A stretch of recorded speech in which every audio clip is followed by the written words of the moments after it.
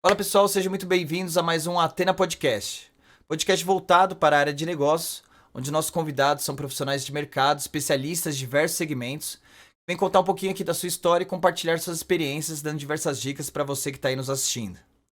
Estamos ao vivo nas principais plataformas, sendo elas YouTube, Facebook e Twitch. Então, por favor, se inscreva no canal, dá um like aí para ajudar, ative as notificações e, se possível, compartilhe com seus amigos para que ele também conheça um pouquinho aí do nosso trabalho. Você também pode escutar a gente em diversas plataformas como Spotify, Deezer, SoundCloud, Google Podcast e Castbox. Os links estão todos na descrição e não esquece também de seguir a gente no Instagram, no @atena.podcast, que a gente sempre está postando coisa legal lá e divulgando quem vai ser os próximos convidados. Agora nós também lançamos o segundo canal de cortes com os melhores momentos dos podcasts anteriores, sendo uma ótima oportunidade para você que está conhecendo nosso canal agora. Então acesse o link na descrição também e se inscreve também nesse canal de cortes, que é os Cortes do Athena Podcast. Pessoal, hoje especialmente, né, a gente tem um podcast diferenciado. Primeiro porque não são um convidado, são dois convidados especialistas, mas também porque é um podcast educativo sobre um tema que está muito em alta e que gera muita dúvida, muita curiosidade e que está fazendo muita gente ganhar bastante dinheiro. Hoje você vai saber tudo sobre Bitcoin e investimentos em criptomoedas. E para isso vamos conversar com esses dois especialistas no assunto, os sócios e cofundadores da empresa de investimento e criptomoedas IAP. Sejam muito bem-vindos, Lucas Spinelli e Caio Santos. Dá um oi aí pro pessoal. Fala aí, pessoal. Tudo certo? Boa noite, pessoal. Tudo bem? Valeu pelo convite. Prazer estar aqui. Prazer estar aqui. Lucas e Caio, primeiramente, muito obrigado aí por ter aceitado o nosso convite. Eu tô bastante empolgado com esse papo de hoje, em falar com vocês, porque o assunto é extremamente do meu interesse. Afinal, eu também sou um investidor em Bitcoin, então eu quero saber mais sobre esse assunto tão importante. Eu sou investidor ainda iniciante, mas assim como a maioria das pessoas, eu ainda não consigo entender muito bem no detalhe como é que funciona. Eu ainda tenho muitas dúvidas, justamente para tomar coragem, né, investir mais e poder explorar esse mercado de criptomoedas que está em constante ascensão aí no mercado, né? Então eu gostaria de iniciar o nosso bate-papo com vocês falando um pouco como vocês começaram a estudar, a investir nesse mercado de Bitcoin, em criptomoedas. Como foi a evolução disso, né? Até vocês chegaram hoje aonde vocês estão, que cofundadores aí dessa empresa de investimento focadas em criptomoedas, que é a IAP.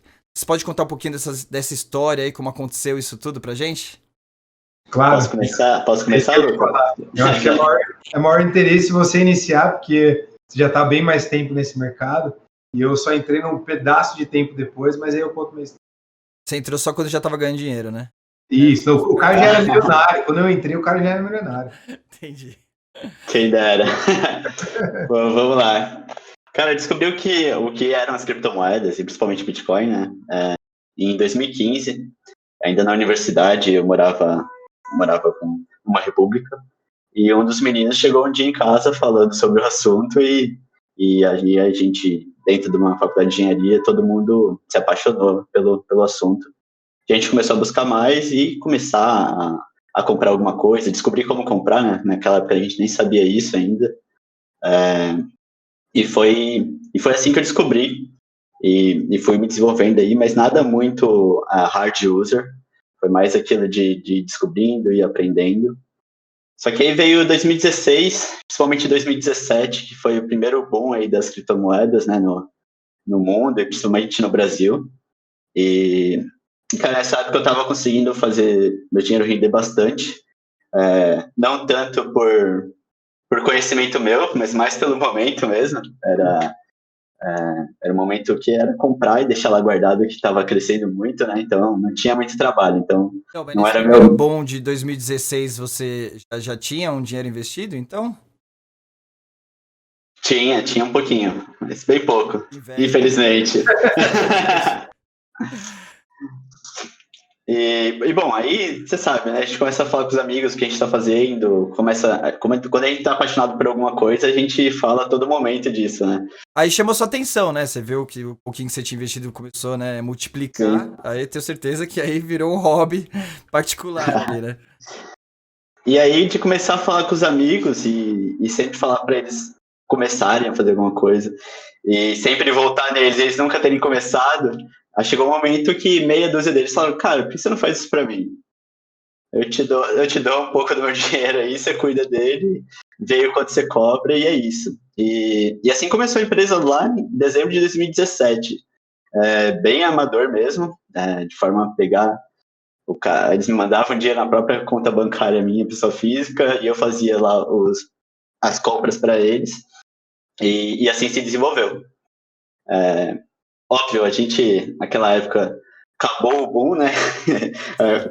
Comecei a empresa quase no final da alta, então o pessoal entrou lá bem no pior momento. Então, como a gente entrou nesse cenário ruim, isso me obrigou a ir muito atrás de informação, de aprender muito, não só sobre criptomoeda, mas sobre investimento em si, né? Sobre trade e etc. Aí você teve que aprender mesmo, né? Entrou na onda crescente, né? Começou a cair, e aí já tinha um pessoal que confiava em você, então você começou a pesquisar para realmente começar a não gerar prejuízo para seus amigos, né? Exato, imagina a pressão, né, cara? Você tá com dinheiro... Deixou de ser pessoa física, né? Não, e não só isso, né? Você tá com a reserva de capital aí dos seus amigos, né? Você quer cuidar bem disso, né? E daí começou minha caminhada em aprender. Ir em evento sobre o tema, ler muito. Cara, acho que eu zerei a bibliografia em português de trade, já tive que começar a comprar muito livro em inglês, importar livro, e assim foi a caminhada, até chegar hoje, né? Onde a gente tem uma estratégia bem desenvolvida, fundamentada, com dados, com software testando ela. Então, né? Isso, até lá até aqui foi uma grande caminhada. E na época, você trabalhava em que área, em que segmento que você comentou? Cara, antes de sair do trabalho para ficar só com isso, eu trabalhava com tráfego de rede, então fazia isso, não, na verdade, na área de marketing mesmo, fazia parte de tráfego pago, então anúncio para Facebook, Google e tal. Eu trabalhava numa empresa e eu que cuidava dessa parte de marketing pago, né? Legal, porque o objetivo principal desse canal, inclusive, né, é justamente convidar especialistas de diversas áreas para compartilhar um pouco do conhecimento. O pessoal que está assistindo, né, servir de inspiração para eles, para ajudar eles a crescer profissionalmente. E o legal da experiência de vocês é que a gente consegue ajudar em dois aspectos diferentes, né? O primeiro deles, que é um pouquinho até o que eu vou absorver bastante, que eu tenho um pouquinho de experiência, é como investidor, né? Investidor de Bitcoin. Então, assim, não é necessariamente para carreira, né? Mas para todo mundo que está trilhando a carreira profissional, que precisa ter uma fonte de investimento, uma opção de investimento para conseguir, né? Juntar uma renda para ir atrás dos seus sonhos, investir isso ou em estudo ou em empreendedorismo para montar o seu próprio negócio. Então, essa parte ajuda muito, né? A experiência que vocês têm como investidores em criptomoedas, as dicas que vocês vão passar aqui. Mas o segundo ponto também que contribui bastante é justamente porque a parte da criptomoeda no geral, esse mercado, né, ele tem crescido cada vez mais, né? Então, que é um pouquinho do que vocês estão falando, né, da trajetória que vocês tiveram nisso, e também está abrindo diversas oportunidades para o pessoal trabalhar com criptomoedas, seja como investidor, seja como abrindo uma empresa de investimentos, orientando outras pessoas, dando cursos, né? Já tem muita gente dando cursos de como investir em criptomoedas. Então, acho que nesses dois estágios, sem dúvida alguma, aí a experiência de vocês vai contribuir bastante. Isso que eu tô bastante empolgado aí desse nosso bate-papo. E aí, aproveitando nisso, né, eu queria pegar um pouquinho da experiência aí do Lucas, que ele comentasse, explicasse um pouquinho como é que ele entrou aí, junto com o Caio aí na IAP, como é que ele viu esse oportunismo, que ele viu que o Caio tava ganhando dinheiro, né, e já tentou ir na bota ali, para aproveitar um pouquinho também dessa evolução do Bitcoin.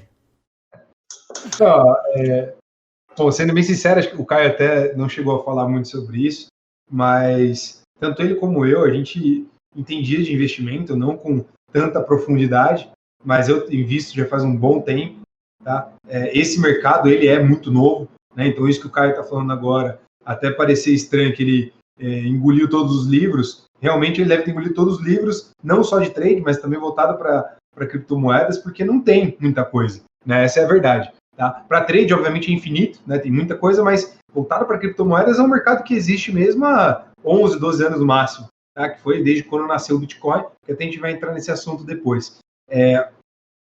Para mim, quando eu vi a primeira vez sobre criptomoedas, eu fiquei, ao mesmo tempo, assustado e, ao mesmo tempo, também empolgado, porque a tecnologia por trás ela é extremamente inteligente, mas assustado por um lado que a economia, eu não sei como que isso seria aceito ou até quando que isso aí seria seguro bastante.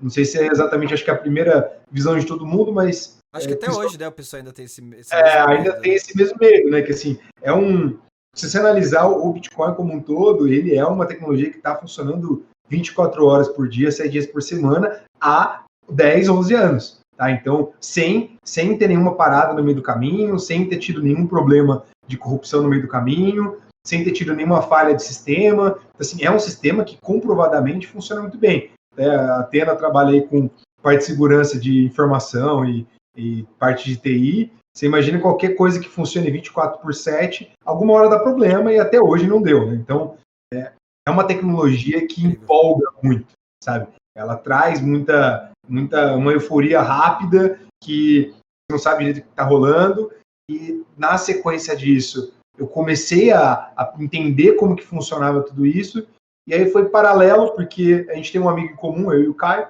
tá? Eu e o Caio, nós não nos conhecíamos antes de trabalharmos juntos, né? A gente começou trabalhando junto e aí continuou até hoje, mas a gente tem um amigo em comum, que também é um sócio nosso, e ele me apresentou para o Caio, apresentou eu para o Caio também, e a gente acabou começando uma parceria, a gente mudou bastante coisa, né? O Caio acho que chegou a ter um outro sócio também, mais anterior aos sócios novos agora, mas também não chegou a dar muito certo, e aí aos poucos a gente começou a profissionalizar o sistema todo, a ter uma plataforma, e aí depois colocar bastante ferramenta que fosse útil, tanto para que o Caio pudesse trabalhar, mas para os clientes também. E agora a gente está aí com a IAP, né, que é um aplicativo, uma coisa bem mais evoluída, com bastante função interessante para os clientes, com bastante transparência, que eu acho que a tecnologia nasceu sendo extremamente transparente e descentralizada. Né? Essa, eu diria que é o pilar que a gente tem dentro do Bitcoin, é isso. É ser descentralizado e o mais transparente possível para que as pessoas saibam o que está acontecendo e, ao mesmo tempo, também todas as transações podem estar em todos os computadores que quiserem. Então, a gente quer tentar seguir essa filosofia. Um dos nossos pilares era esse, né, que é transparência.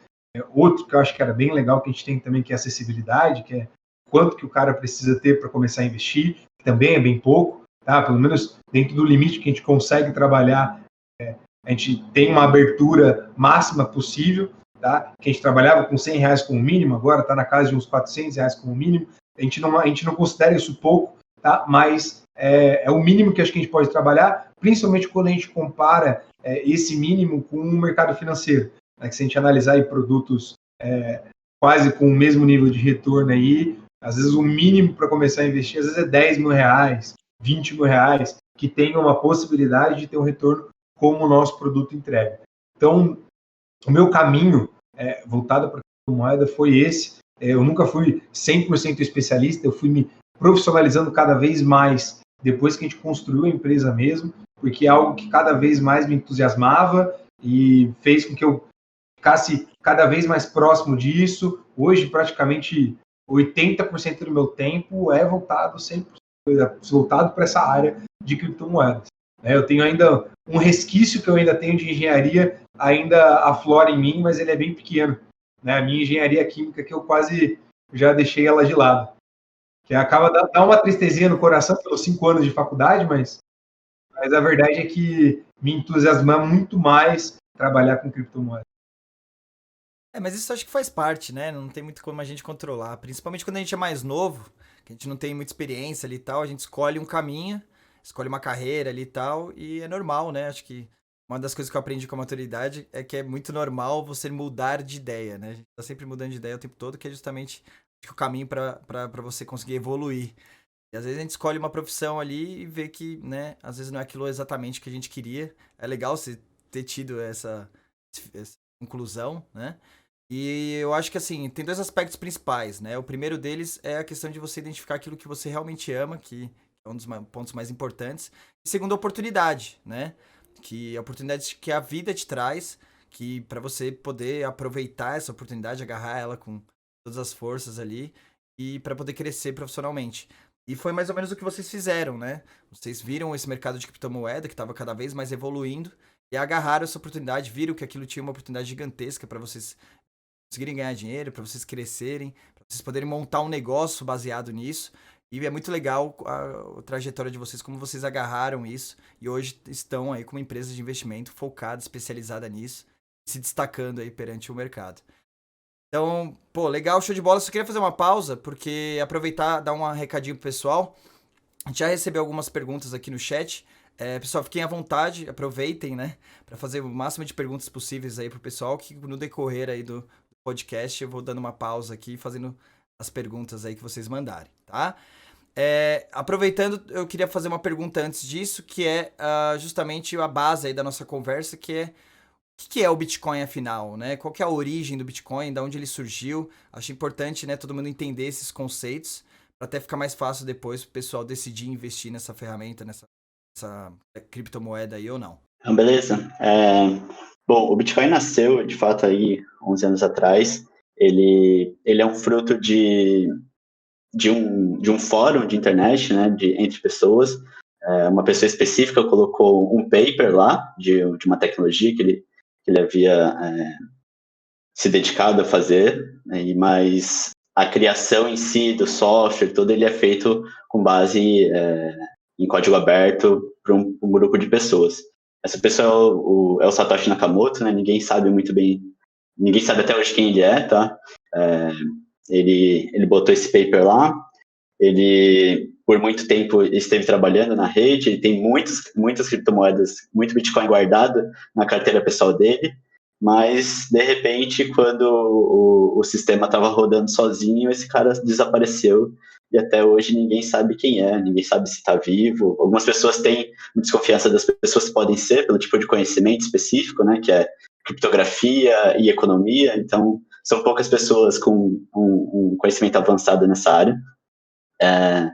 Mas ele surgiu assim, e ele surgiu para resolver o problema do gasto duplo, né? E o gasto duplo basicamente é quando eu mando algum arquivo na internet, quando eu te envio um doc, um Word, um PPT, eu te mando na verdade uma cópia, não te mando o original, né?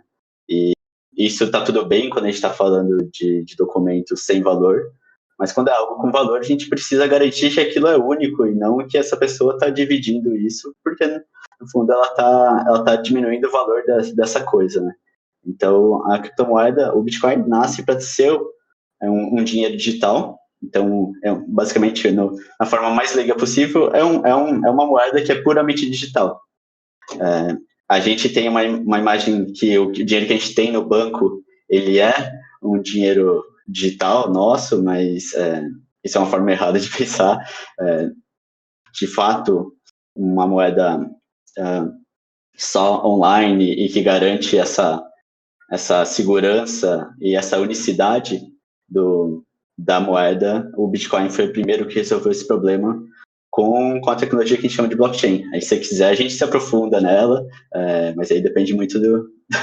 Então, mas daí como é que isso começou a se tornar popular, o pessoal começou a comprar, teve algum marco ali que alguma empresa começou a utilizar Bitcoin, que daí isso expandiu para o mercado, né? Porque simplesmente no início, pelo que você falou, era só uma ideia, né?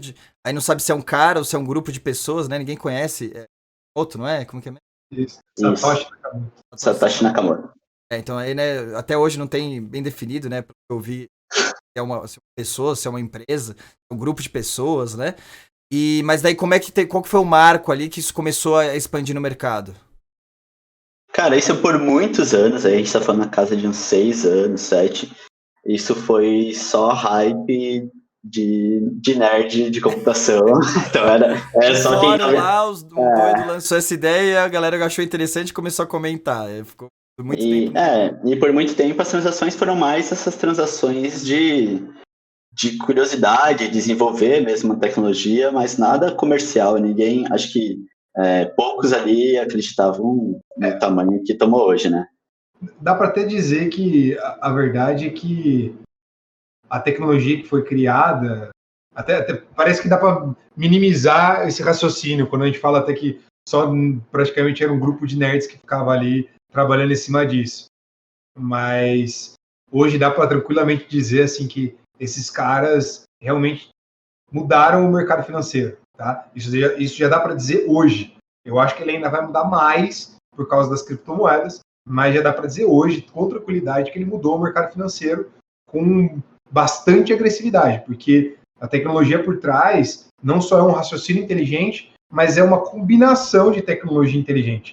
Né? A parte das criptomoedas, ela envolve tanto a criptografia quanto o peer-to-peer. Né? O peer-to-peer é uma coisa que acho que a maioria da galera que está assistindo a gente, se for interessante para eles voltado para a tecnologia, eu imagino que quase que todo mundo fazendo uma coisa errada, mas fazendo, já baixou um vídeo, um filme, alguma coisa por torrent.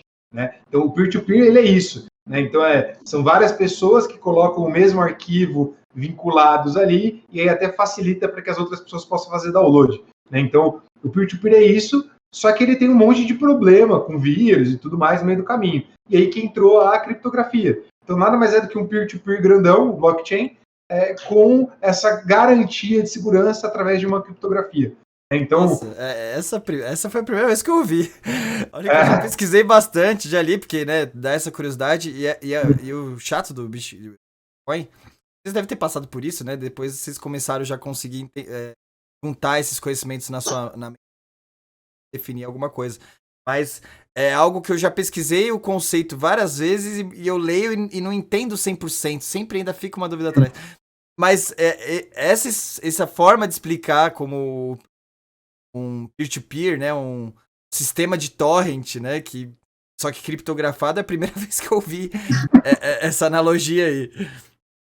Eu acho que, eu não sei, eu só tinha isso aí na minha cabeça porque foi assim que eu entendi, né? Mas claro que tem algumas minúcias aí que são um pouco bem diferentes, tá? Mas eu acho que o maior raciocínio que dá para dizer é isso, porque quando você faz o download pelo torrent, você tem o arquivo inteiro no seu computador, mas você fornece só uma fração desse arquivo para o torrent como um todo. E quanto mais pessoas tem, mais fracionado é o arquivo que você fornece, só que isso facilita, porque como a sua máquina ela gera um poder computacional cada vez muito maior para a fração que ela está disponibilizando, então você pode ver assim, acho que uma coisa era comum também, você percebeu que quando você queria fazer o download de algum arquivo pelo torrent, quanto mais pessoas tinham aquele vídeo, mais rápido era o download. Né? E é exatamente por causa disso, porque você tinha mais máquinas ali fornecendo o filme inteiro, cada máquina funcionava só com uma fraçãozinha daquilo.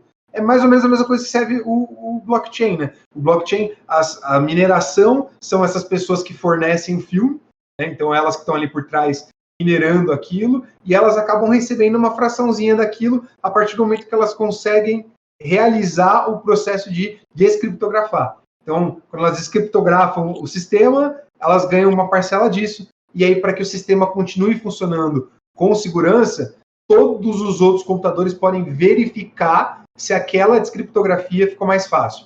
E aí, para entender esse processo, também tem uma analogia que ficou na minha cabeça. Fica fácil, que é como se fosse Sudoku. Não sei se você já jogou alguma vez na vida, Thiago, mas nada mais é do que aquele sisteminha que você vai fazendo conta de matemática. Japonês, né?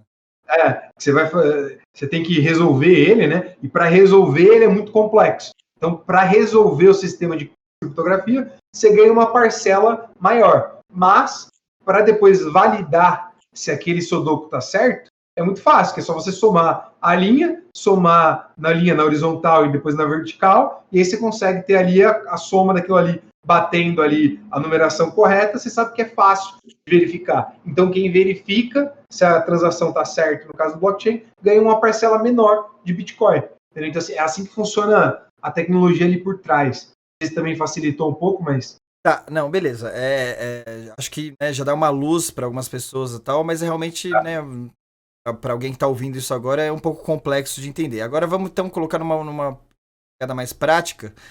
E o que você sente que realmente essa tecnologia revoluciona, né? Você comentou que sentiu que revolucionou o mercado financeiro. Então, na prática, o que você sente de benefício que Bitcoin traz. Dentro do que você falou, eu já consigo associar de forma meio que básica. Você ter um novo meio, né, de transações financeiras, que ele é 100% seguro, porque ele pode ser verificado a qualquer momento por qualquer um dessa cadeia aí do blockchain e tal. Então, ele meio que fica, entre aspas, imune à fraude. Então, assim, se você tem lá o seu Bitcoin, se você tem o seu investimento ali e tal, não corre o risco de simplesmente alguém conseguir hackear e desaparecer aquele seu dinheiro dali. De forma prática, seria isso? Como é que vocês complementariam essa explicação? Eu vou dar a minha análise, que para mim eu acho que foi o que realmente para mim foi disruptivo, tá? Ele tem várias frentes de disrupção, tá? Essa é a realidade, tá? Talvez o Caio até tenha gostado de uma melhor do que eu vou falar, mas a verdade é que para mim ele tornou realmente acessível para todas as classes sociais. Por que eu falo isso? Porque o Bitcoin, ele não é só a moeda, né? O Bitcoin ele é o banco também e o sistema de armazenamento, e ao mesmo tempo também ele é o sistema de transação. Então, ele é todo o sistema financeiro em um único local, sem que você tenha sistemas complexos no meio do caminho, vários intermediários que captam seu dinheiro. Então, quando você olha hoje, quando você vai pagar qualquer coisa, né, você vai lá e você tem o cartão, que é do seu banco, que aí você tem a taxa do seu banco para ter o seu cartão, que aí você vai lá e coloca o seu cartão numa maquininha, que é uma outra empresa, certo? Que aí vai ter ali uma cobrança em cima daquilo. Entendi. A real é que você brinca o jogo dos caras, né? A gente não tem controle nenhum, o controle é total das instituições financeiras. Exato. Então eles estipulam as regras, a gente é obrigado em cima de toda aquela questão sistemática aí, que a gente é obrigado a seguir do capitalismo, etc. Então assim, os caras põem as regras, eles cobram as taxas dentro da perspectiva deles e tal, e você meio que é obrigado. A questão do inclusivo do Bitcoin, que todo mundo teria acesso, todo mundo. E tudo automatizado, né? Não teria... digital e online. Então, assim, para o cara ter hoje um banco, um sistema de transação e uma moeda, o cara só precisa ter um celular com internet. Entendeu? Então, assim, ele limitou, assim, para qualquer lugar do mundo, você fazer uma transação que no passado, quando eu digo no passado, um pouquinho menos mais de 10 anos atrás, você tinha que ter uma agência, que aí você tinha que ter um banco, que você tinha que ter essa instituição, que aí o cara tinha que ter um sistema de segurança para aquilo. Hoje, né, burocrático, quem não conhece tecnologias mais novas, faz pelos meios tradicionais, você vai fazer pelo banco ali, vai ter aquelas taxas abusivas, vai ter a taxa cambial, porque daí, né, aqui a gente utiliza uma moeda, lá você está mandando para um outro país que utiliza outra moeda. No percurso, comem bastante do seu dinheiro ali. Com Bitcoin seria uma transação meio que automatizada, rápida. Isso para mim, assim, eu diria que para mim ele está no meu top 1 de análise. Tá? Agora, se seguir por um top 2 aqui, que eu também acho animal, aí depois eu até passo a palavra para o Caio, para ele poder falar também um pouco sobre isso, que eu acho que é uma coisa que é mágica do Bitcoin, que ele é a única moeda digital que consegue simular a realidade de uma moeda física. O que eu estou querendo dizer com isso? Então, você pega lá R$10, uma nota de R$10, e você vai lá na padaria, você troca lá os seus R$10 por X pães lá. Certo? Então, você entrega a nota de 10, o cara vai lá, te dá X pães, você vai embora para sua casa. Né? A criptomoeda, ela consegue simular exatamente a mesma coisa. A primeira delas é um ativo ao portador. Então, o que isso significa? Né? A nota de R$10, se ela está na sua mão, ela é sua, certo? Se você jogar ela no chão e for embora, outra pessoa pegar, vai ser da outra pessoa. Ela é um ativo ao portador. Então, você é o único cara que é detentor da segurança daquilo. Então, suas criptomoedas elas são suas, porque elas ou estão numa carteira digital sua, ou elas estão numa carteira física sua, que seria aqueles pendrives de Bitcoin. Se você perder aquilo, como você pode ver que tem um monte de história sobre isso, né? Você perder, tem um monte de gente que perdeu aí notebook antigo, que minerou e que tinha um monte de criptomoeda, o cara perdeu uma nota hoje, né? Então, ele simula ativo ao portador. Outra coisa que é bem importante do dinheiro real. Quando você vai lá, entrega os R$10 pro padeiro, e ele te dá os pães, ele não pergunta quem é você. Ele não quer saber seu CPF. Ele só pega a nota de 10 e te entrega o pão, certo? A mesma coisa acontece também com as criptomoedas. Ela não necessariamente, você não precisa saber, quando você está transacionando as criptomoedas, você tem a privacidade entre as partes. Né? Então, eu não preciso saber quem é você para mandar criptomoeda para você. Eu simplesmente mando para você, pela você tem lá um registro de carteira que eu mando para você e eu não tenho nenhuma necessidade de saber seu CPF, seu telefone, eu não preciso saber nada. Então, eu tenho a real transparência e a não necessidade de saber sobre as partes. Quando você vai lá passar seu cartão... Né? Exato, quando você vai passar lá seu cartão de crédito, qualquer coisa, você encaixou na maquininha ali, ele já puxa seu CPF, inclusive, ele autoriza você a pagar ou não se você tiver crédito, né? Então, assim, ele tem toda uma fiscalização do que você está fazendo, tá? Então, isso aí, para mim, sendo bem sincero, simula o que é o dinheiro real. Tá? Então, assim, é a única moeda digital que realmente consegue simular você ter uma nota de 10, entendeu? Uma nota de 10 reais para ir comprar em qualquer lugar, tá? Para mim, acho que esses são o top 1 e top 2 aí, principais, que é da minha análise sobre criptomoeda, que inclusive depois que eu entendi isso, eu falei, cara, isso aqui, sinceramente, é futuro financeiro com tranquilidade. Legal, Caio, você quer fazer alguma coisa? Quero sim. A gente... vocês falaram da parte de você ser o próprio dono do seu dinheiro, né? Até falaram de pessoal que já perdeu dinheiro. Tem um britânico famoso que ele está até hoje no aterro sanitário buscando as criptomoedas dele, porque ele perdeu quase 2 bilhões de dólares. 2 bilhões de reais, desculpa. Em Bitcoin, né? Acho que ele inclusive ele fez rodada de investimento para levantar dinheiro para procurar o HD no aterro. Levantou alguns milhões aí de dólares para procurar esse HD. Mas acho que é isso, cara. O poder para mim das criptomoedas primeiro que você é dono do seu dinheiro, e a gente tem essa impressão errada de quando a gente está com o dinheiro no banco, o dinheiro é nosso, né? E não é. O dinheiro é do banco. Sempre que a gente vai fazer uma transação, a gente, na verdade, está pedindo autorização para o banco transferir esse dinheiro para quem a gente quer. Então, entre a gente e a outra pessoa tem o banco central, tem o banco da outra pessoa e até chegar na outra pessoa, né? Além disso, o banco não tem todo o nosso dinheiro, né? A gente, hoje, todos os bancos no Brasil e quase boa parte do mundo trabalham com reservas fracionárias. Então, o banco não precisa ter todo o nosso dinheiro disponível. Ele pode estar usando o nosso dinheiro para investir em outras coisas. Então, isso que eu fico... Da onde for. Hoje todo mundo tentar... Você tá pagando para ele armazenar e aí ele tá usando seu dinheiro e investindo e fazendo seu dinheiro render para ele, né? Aí ele te dá aquela fatiazinha, aquela porcentagemzinha da poupança, ou sei lá do que, né? Mesmo na conta corrente, né? Ele também faz isso.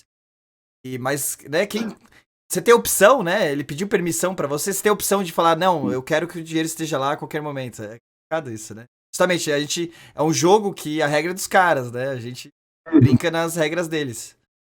Se todo mundo resolver tirar hoje dinheiro de um banco, o banco não tem para pagar todo mundo.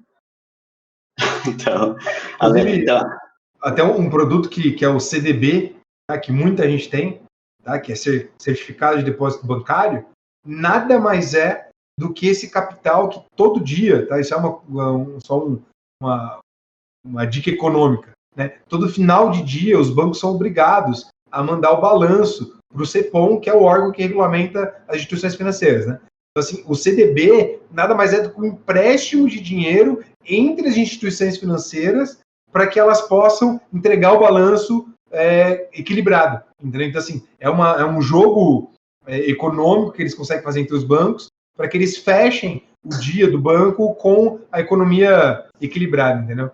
Então, isso que o Caio falou é isso mesmo, assim, se todo mundo resolver sacar o dinheiro do banco de algum banco exclusivo, o banco não tem dinheiro para pagar todo mundo.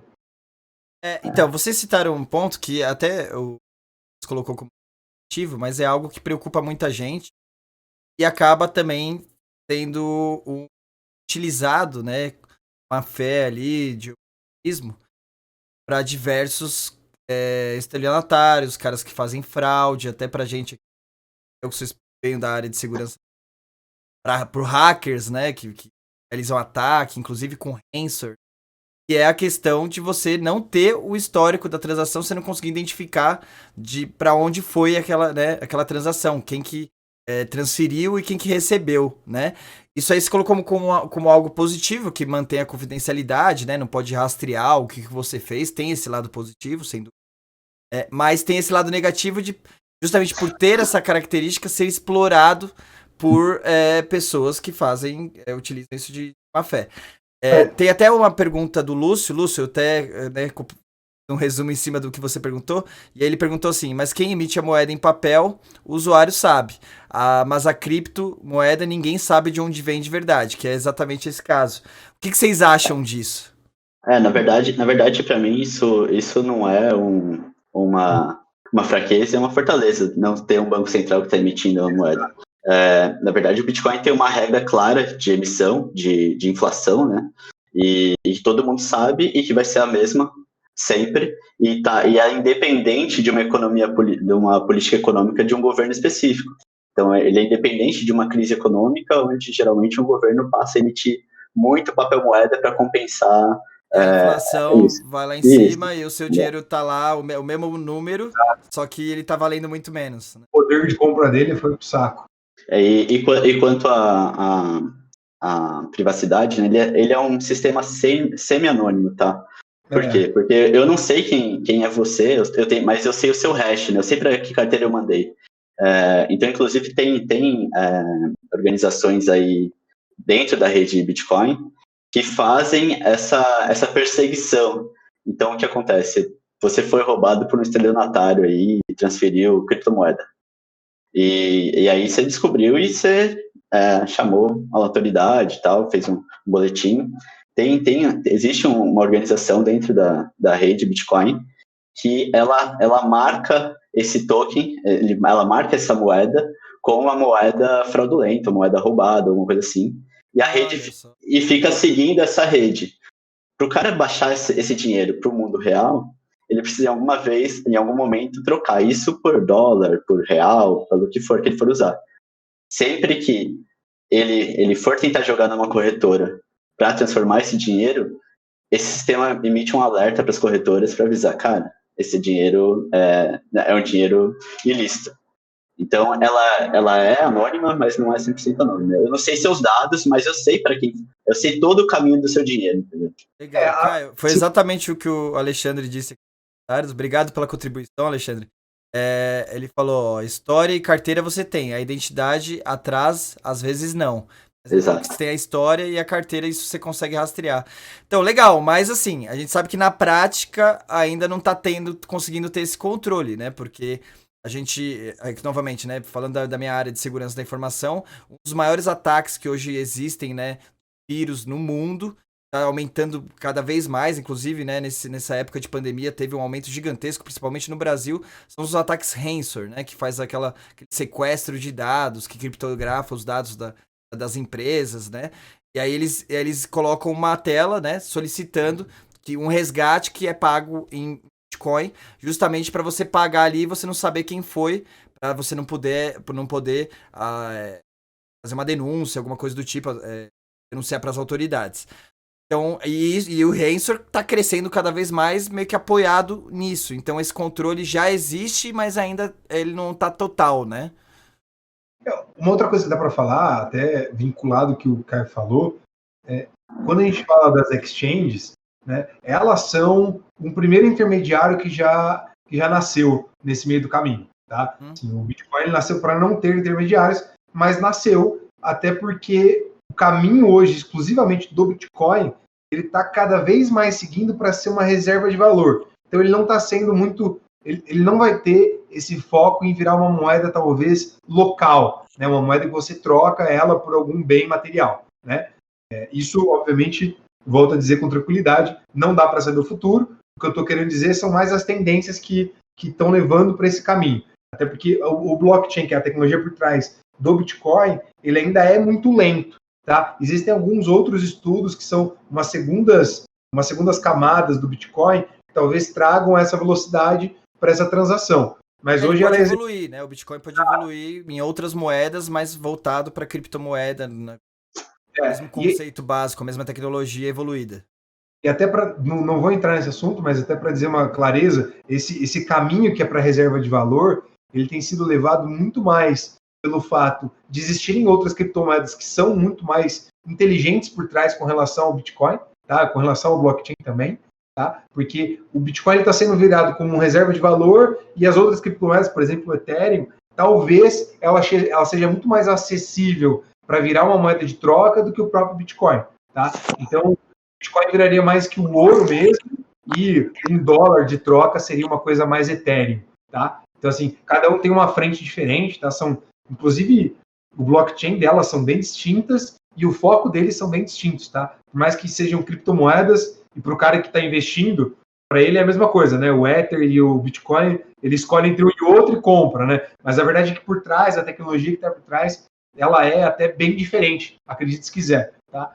Então, quando eu falo sobre rastrear, hoje, como você tem esse intermediário que é a exchange, ela consegue, porque a exchange precisa dos seus dados, né? Então a exchange tem o seu CPF, seu telefone, seu e-mail, e ela sabe qual é a hash da sua carteira. Então, a partir do momento que você quer rastrear, você sabe qual é a hash do cara, você chegar num nível aí de, falando mundo, né, uma coisa de Interpol, por exemplo, esses caras conseguem chegar em quem é essa pessoa, tá? Então, até nível, se a gente pegar aqui Brasil Federal, ele já tem esse tipo de informação das exchanges. Então, para o cara que está fazendo essa corrupção hoje, por exemplo, com criptomoeda e recebendo nesse formato, para ele também não é simples assim desse modo, porque hoje ele não consegue converter o Bitcoin em bens e serviços, e ele precisa converter aquilo em uma moeda fiduciária, né? Então, real, dólar, alguma coisa, para que ele possa gastar. Sim. Então, não é tão simples, tá? Para esses caras hoje se ancorar. Mas como é que os caras estão fazendo, você acha? Porque não é simples, você falou, já ficou claro e já existem intermediários. Mas como é que os caras do Rensor hoje fazem? Eles jogam para fora do país, onde ainda não tem esse controle? Isso que a única coisa que eu imagino que possa ser um caminho para esses caras eles criam várias carteiras, então eles não recebem sempre com a mesma hash, então eles recebem esses depósitos em várias carteiras diferentes, para que não tenha essa facilidade, e aí como eles recebem várias carteiras, eles passam rapidamente para uma outra carteira, em um outro país, por exemplo, e aí nesse outro país ele troca em moeda fiduciária, e ele gasta como ele quiser. Mas, tá, aí ainda assim tem um problema. Por que eu falo que tem um problema? Porque acaba virando quase que um laranja, porque a exchange acaba sendo quase que uma cúmplice, porque Sim. Se ela não analisa e ela não faz o compliance dentro da empresa dela, eu falo isso porque hoje a gente está trabalhando, a IAP, né, ela trabalha com a Binance, né? Inclusive, já vai ser uma dica para o pessoal, se for baixar o aplicativo, vai ver que não é tão simples assim de fazer cadastro na Binance, porque ela tem bastante complexidade e o que a gente chama de burocracia, propositalmente por causa de segurança. Tá? Então, você vai ver que você precisa cadastrar seu documento, aí depois você precisa tirar uma foto sua para mostrar que você é você só pode ter uma única conta na Binance vinculada com um CPF. Então, assim, foi criando-se um núcleo e uma nuvem entre essas exchanges que elas cada vez bloqueiam mais esse tipo de coisa que você está falando. Então, assim, eu acredito que em pouco tempo esse tipo de coisa vai ser difícil de continuar sendo executado. Eles vão voltar aí para o que hoje os nossos políticos fazem, que é roubar dinheiro em nota. Porque dinheiro em nota, sim, não é rastreável. Essa é a verdade. Assim. Mas o Bitcoin ainda acaba sendo. Bitcoin você ainda consegue ter alguns meios de rastrear. Agora, o dinheiro físico mesmo, esse aí sim dá para fazer muito estelionatário. Né? Esse aí, se o cara receber uma bala de dinheiro, ele gasta com o que ele quiser, onde ele quiser, e ninguém está sabendo de nada. Não, legal. Então, assim, antes de a gente evoluir, porque eu queria perguntar um pouco da questão da mineração, que é algo que já é verdade, mas para isso tem que entender melhor, né, esse conceito aí do blockchain. Pelo que eu lembro que eu li recentemente, dizem que a questão que o blockchain, os módulos, né, podem ser explorados para mineração, eles são habilitados aos poucos, né? E aí, conforme a galera vai minerando mais, vai valorizando. Como é que funciona essa lógica aí? Até para o pessoal que tem curiosidade na questão da mineração e tal, ganhar dinheiro com isso. Tá, vamos lá. O blockchain ele é um banco de dados distribuído. Então, quando a gente fala distribuído é porque ele tá... A mesma cópia está na cópia de várias pessoas pelo mundo, várias máquinas, né? Então, hoje em média, a gente tem uns 9 mil nós ativos sempre, assim, ao vivo.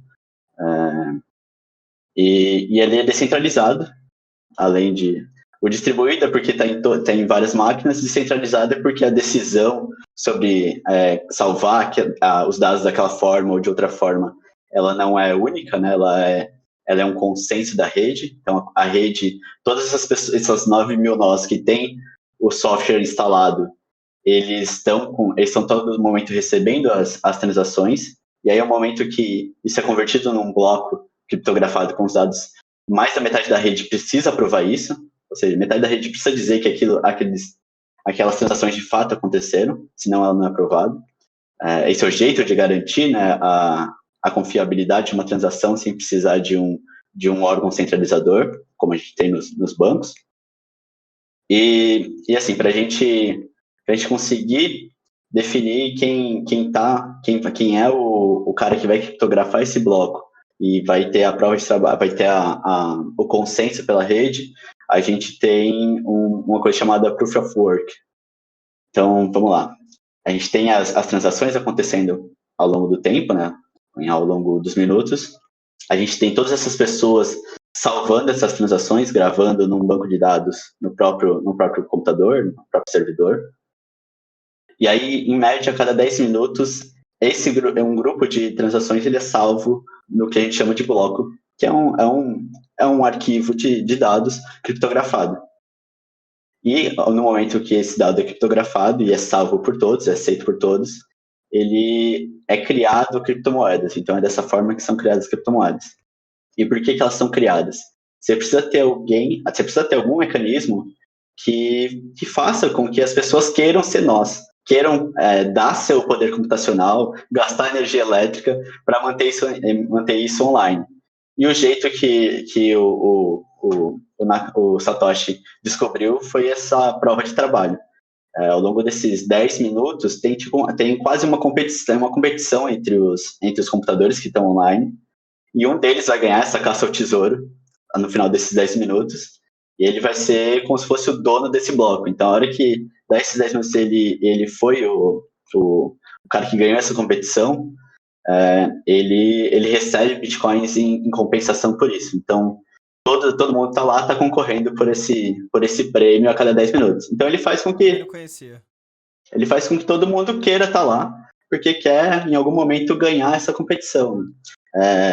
Se você quiser, a gente pode falar um pouco sobre isso, mas essa competição, na verdade, é um desafio matemático, é uma inequação matemática dificílima, que aí você precisa de muito poder computacional para resolver ela. O primeiro computador que consegue resolver é o que tem direito aos bitcoins, né?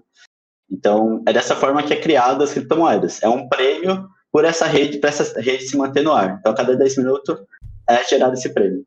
E esse prêmio ele tem um valor fixo, né? Mas ele vem caindo com o tempo até o momento que não vai ter mais prêmio. E aí, tem uma pergunta aqui do Vinícius. Quando se encerra as bitcoins possíveis para serem mineradas, o que acontece com o mercado? Beleza. É exatamente o que eu falei, né? Ela vai parar em algum momento. Então, a gente tinha lá no passado sendo criadas vários bitcoins por bloco, né? Hoje, a cada número de blocos fixos que são criados, esse prêmio ele cai pela metade. Hoje ele está em 6,25 bitcoins por prêmio, né? E com o tempo ele vai cair até zerar. O que acontece quando zerar? Ele zera, ele vai caindo com o tempo de propósito para você gerar cada vez menos inflação. Então, na verdade, você vê que hoje o Bitcoin é uma moeda deflacionária. Ele tende a se valorizar com o tempo. A prova de trabalho, essa premiação, ela não é a única fonte de ganho do minerador. Além dessa fonte, é cobrada uma taxa por transferência. Então, são duas fontes de ganho para ele. Só que as taxas hoje são muito menores do que o prêmio que ele ganha pela mineração. Mas, com o tempo, o que vai acontecer? Essa mineração, o prêmio vai ser cada vez menor, e a taxa, com a valorização pela deflação da moeda, ela acaba subindo de valor. E com o tempo, continua sendo rentável você ser um minerador. Então, você continua tendo esse prêmio, continua sendo favorável para que você esteja lá com a sua máquina ligada e gastando seus recursos. Elétrica. Equaliza o valor da moeda no mercado, né? Sim, até você pode Por ela ser perceber escassa. esse último halving que teve, que derrubou pela metade o quanto os mineradores ganham, tá? Então, de 4 em 4 anos, esse bloco que ele é descriptografado, que a cada 10 minutos um minerador ganha uma quantidade de criptomoeda, a cada 4 anos isso é derrubado pela metade. Então, se ele ganhava lá 2 bitcoins, agora ele vai ganhar 1 bitcoin, daqui a 4 anos ele vai ganhar meio bitcoin, só que de acordo com essa queda de ganho sobre a mineração, um raciocínio muito coerente seria falar assim, o minerador vai parar de minerar porque ele está ganhando menos, né? Mas acontece o contrário, porque quando a moeda vira mais escassa, a demanda fica muito maior com base na produção dela. Então, na prática, o valor da moeda aumenta muito, com o valor da moeda aumentando bastante. Volta a compensar, e o mercado se autorregula. E a própria dificuldade, esse problema matemático que o software do Bitcoin ele gera para as máquinas resolverem, ele na verdade, ele não é um problema de uma dificuldade sempre igual. Ele tenta regular a dificuldade para que os computadores consigam resolver em 10 minutos. Ele mantém essa criação de bloco em 10 minutos. O que acontece é que se muita gente começa a diminuir, a desligar a máquina, ele entende que tem pouco poder computacional na rede, trabalhando nesse problema, e ele diminui a dificuldade do problema. Ou seja, você gasta menos energia elétrica, você gasta menos poder computacional. Nossa, chega nesse nível, isso daí eu também não nível. Caramba. Não, é fora do padrão. Pra você ter uma ideia hoje, tá? Eu não sei se esse número está 100% atualizado, tá? Mas hoje o sistema do Bitcoin, pra você ter uma ideia de quanto seguro é, e que psicologicamente o cara nunca vai querer trazer uma corrupção para o sistema, porque eu vou te explicar por quê. Hoje gasta na prática o que a Argentina inteira gasta de energia elétrica, a Argentina, país inteiro, é o que tem hoje ligado de computadores na rede. Assim, se a gente pensar não em hardware, né? Então, não em sistema computacional, mas em energia elétrica gasta, hoje o sistema gasta o que a Argentina inteira gasta de energia elétrica. Então, por que isso é importante? E por que isso acaba trazendo muita segurança para o sistema? Porque hoje, para um cara criar um sistema que fosse corrupto nas criptomoedas... Ia ter que derrubar a Argentina. É tipo isso. Não, na GRS que você ia chegar, eu chutei. Quase isso. Porque assim, ele tem que vencer 51% do sistema todo. Por que ele tem que vencer isso? Porque ele tem que validar a criptografia, então ele tem que descriptografar aquele bloco e depois validar em 51% que aquele bloco é real. Metade da Argentina. Entendeu? Então, ele tem que superar a metade da Argentina, só que qual que é o problema disso? Se ele tiver essa energia toda computacional e trabalhar para minerar bitcoins, ele ganha mais dinheiro. Ele ganha muito mais dinheiro do que não compensa, criar uma versão errada de criptografia. Então, ele roubar o existente. Não faz sentido. Entendeu? Além do que o sistema é um sistema de confiança, né? A partir do momento que você tem alguém fazendo, um hacker, fazendo isso, mudando uma transação, você acaba com a confiança na criptomoeda, o valor cai e o cara consegue roubar, mas ele rouba um valor que não vai valer nada. Ele teria que trocar muito rápido todos os bitcoins existentes, que ele não vai conseguir trocar tão rápido. O próprio sistema, de como foi pensado a construção do sistema, ele é feito para inibir alguém fazer alguma fraude, né? Porque o cara ganha mais se ele for honesto. Exato. Isso é meritocracia de verdade. Verdade, sim. Então aí agora já vamos na primeira dúvida mais prática aí para ganhar dinheiro, né? Então quem tá vendo aí que quer ganhar dinheiro vai normalmente perguntar essa. Então, né, tem várias possibilidades. A primeira delas, já aproveitando e emendando esse assunto que a gente tá falando de mineração, como é que eu faria hoje para minerar Bitcoin? Vocês têm uma noção disso? Eu sei que não é a especialidade de vocês, vocês são dono de uma empresa de investimento, né, que você faz trade e tal, mas devem ter uma noção de como funciona esse processo de mineração. Como é que se hoje eu quisesse minerar, o que vocês me recomendariam? Olha, eu acho que o Lucas pode até falar melhor do que eu, porque acho que ele tá em alguma pool de mineração hoje, né, Lucas? Eu vou facilitar um pouquinho para você. Hoje, até pelo como você percebeu, até pelo consumo de energia elétrica, eu nem quis falar em em poder computacional, mas minerar hoje, por exemplo, Bitcoin, é uma loucura. Você não vai ganhar praticamente nada, porque dificilmente você vai ter uma energia computacional e energia elétrica bastante para gastar, vai ser melhor do que esses servidores imensos que tem empresas que trabalham com isso. Mas tem sempre a oportunidade de minerar as altcoins, né, que são outras criptomoedas que tem aí no mercado. Essas outras, vai depender do que elas trazem de valor junto com elas, pode ser que vale a pena. Então, um exemplo que eu vou te dar, até menos de um ano atrás, estava valendo a pena minerar com o seu próprio computador Ethereum, que é a segunda maior criptomoeda. Tá? Então, eu estou falando um ano atrás, não estou nem falando de muito tempo atrás. Sim. Mas, como esse mercado como um todo, que eu volto a dizer isso, que assim, hoje você vai começar a perceber que não só as criptomoedas, mas o blockchain, que é a tecnologia vinculada a elas, vai começar a ser utilizada para quase tudo que você vai ver no mundo. Tá? Então, desde transação de banco, o Pix, pra você ter uma ideia, ele teve muito foco no white paper do blockchain. Tá? Então, o Pix, que hoje todo mundo tem conversado e transacionado, tem muito a ver com criptomoedas. Tá? Então, você já a gente pode dizer que se originou da mesma base tecnológica ali, do mesmo conceito? Sim, é o mesmo conceito, tá? Até para poder transacionar com velocidade. Não vou fugir da sua pergunta. Com relação à mineração, quando a gente trabalha com criptomoedas, hoje, eu estou numa pool hoje que, na verdade, o que a empresa faz, que é a NiceHash, você até pode colocar link onde você quiser, porque são bons, eles alugam a sua máquina, então eles te pagam em Bitcoin, mas eles são especialistas em minerar. Então eles pegam a sua energia computacional, mineram criptomoedas que eles acreditam que vão dar certo. Então eles estudam as eles escolhem qual criptomoeda. Exato. Eles vão minerar. E aí eles vão minerar com a sua energia computacional, junto com mais de um monte de gente, porque eles somam todos os computadores que eles estão alugando. Eles conseguem minerar com qualidade, aí eles dividem o recebimento disso aí e te pagam em Bitcoin. Então hoje, por exemplo, a minha máquina aqui, enquanto a gente está conversando, ela está ganhando dinheiro aqui pra gente. Quer dizer, para mim, né? Legal. Claro que uma fração pequena, tá? Eu não sou um minerador, né? Eu sou mais um entusiasta mesmo, porque eu não vou dizer que é ruim, tá? Vou ser bem sincero, que a minha conta de energia elétrica aumentou uns R$30 nesse mês agora que passou, e eu ganhei uns 400 e poucos reais com a minha máquina aqui. Nossa, então, assim, caramba. Para mim vale a pena. É claro que, eu volto a dizer, não é uma recomendação, até pelo fato de você poder estragar o seu hardware, porque ele força o seu hardware a trabalhar. Então, assim, não dá para dizer se a longo prazo... realmente... a longo prazo com a depreciação do computador e tal.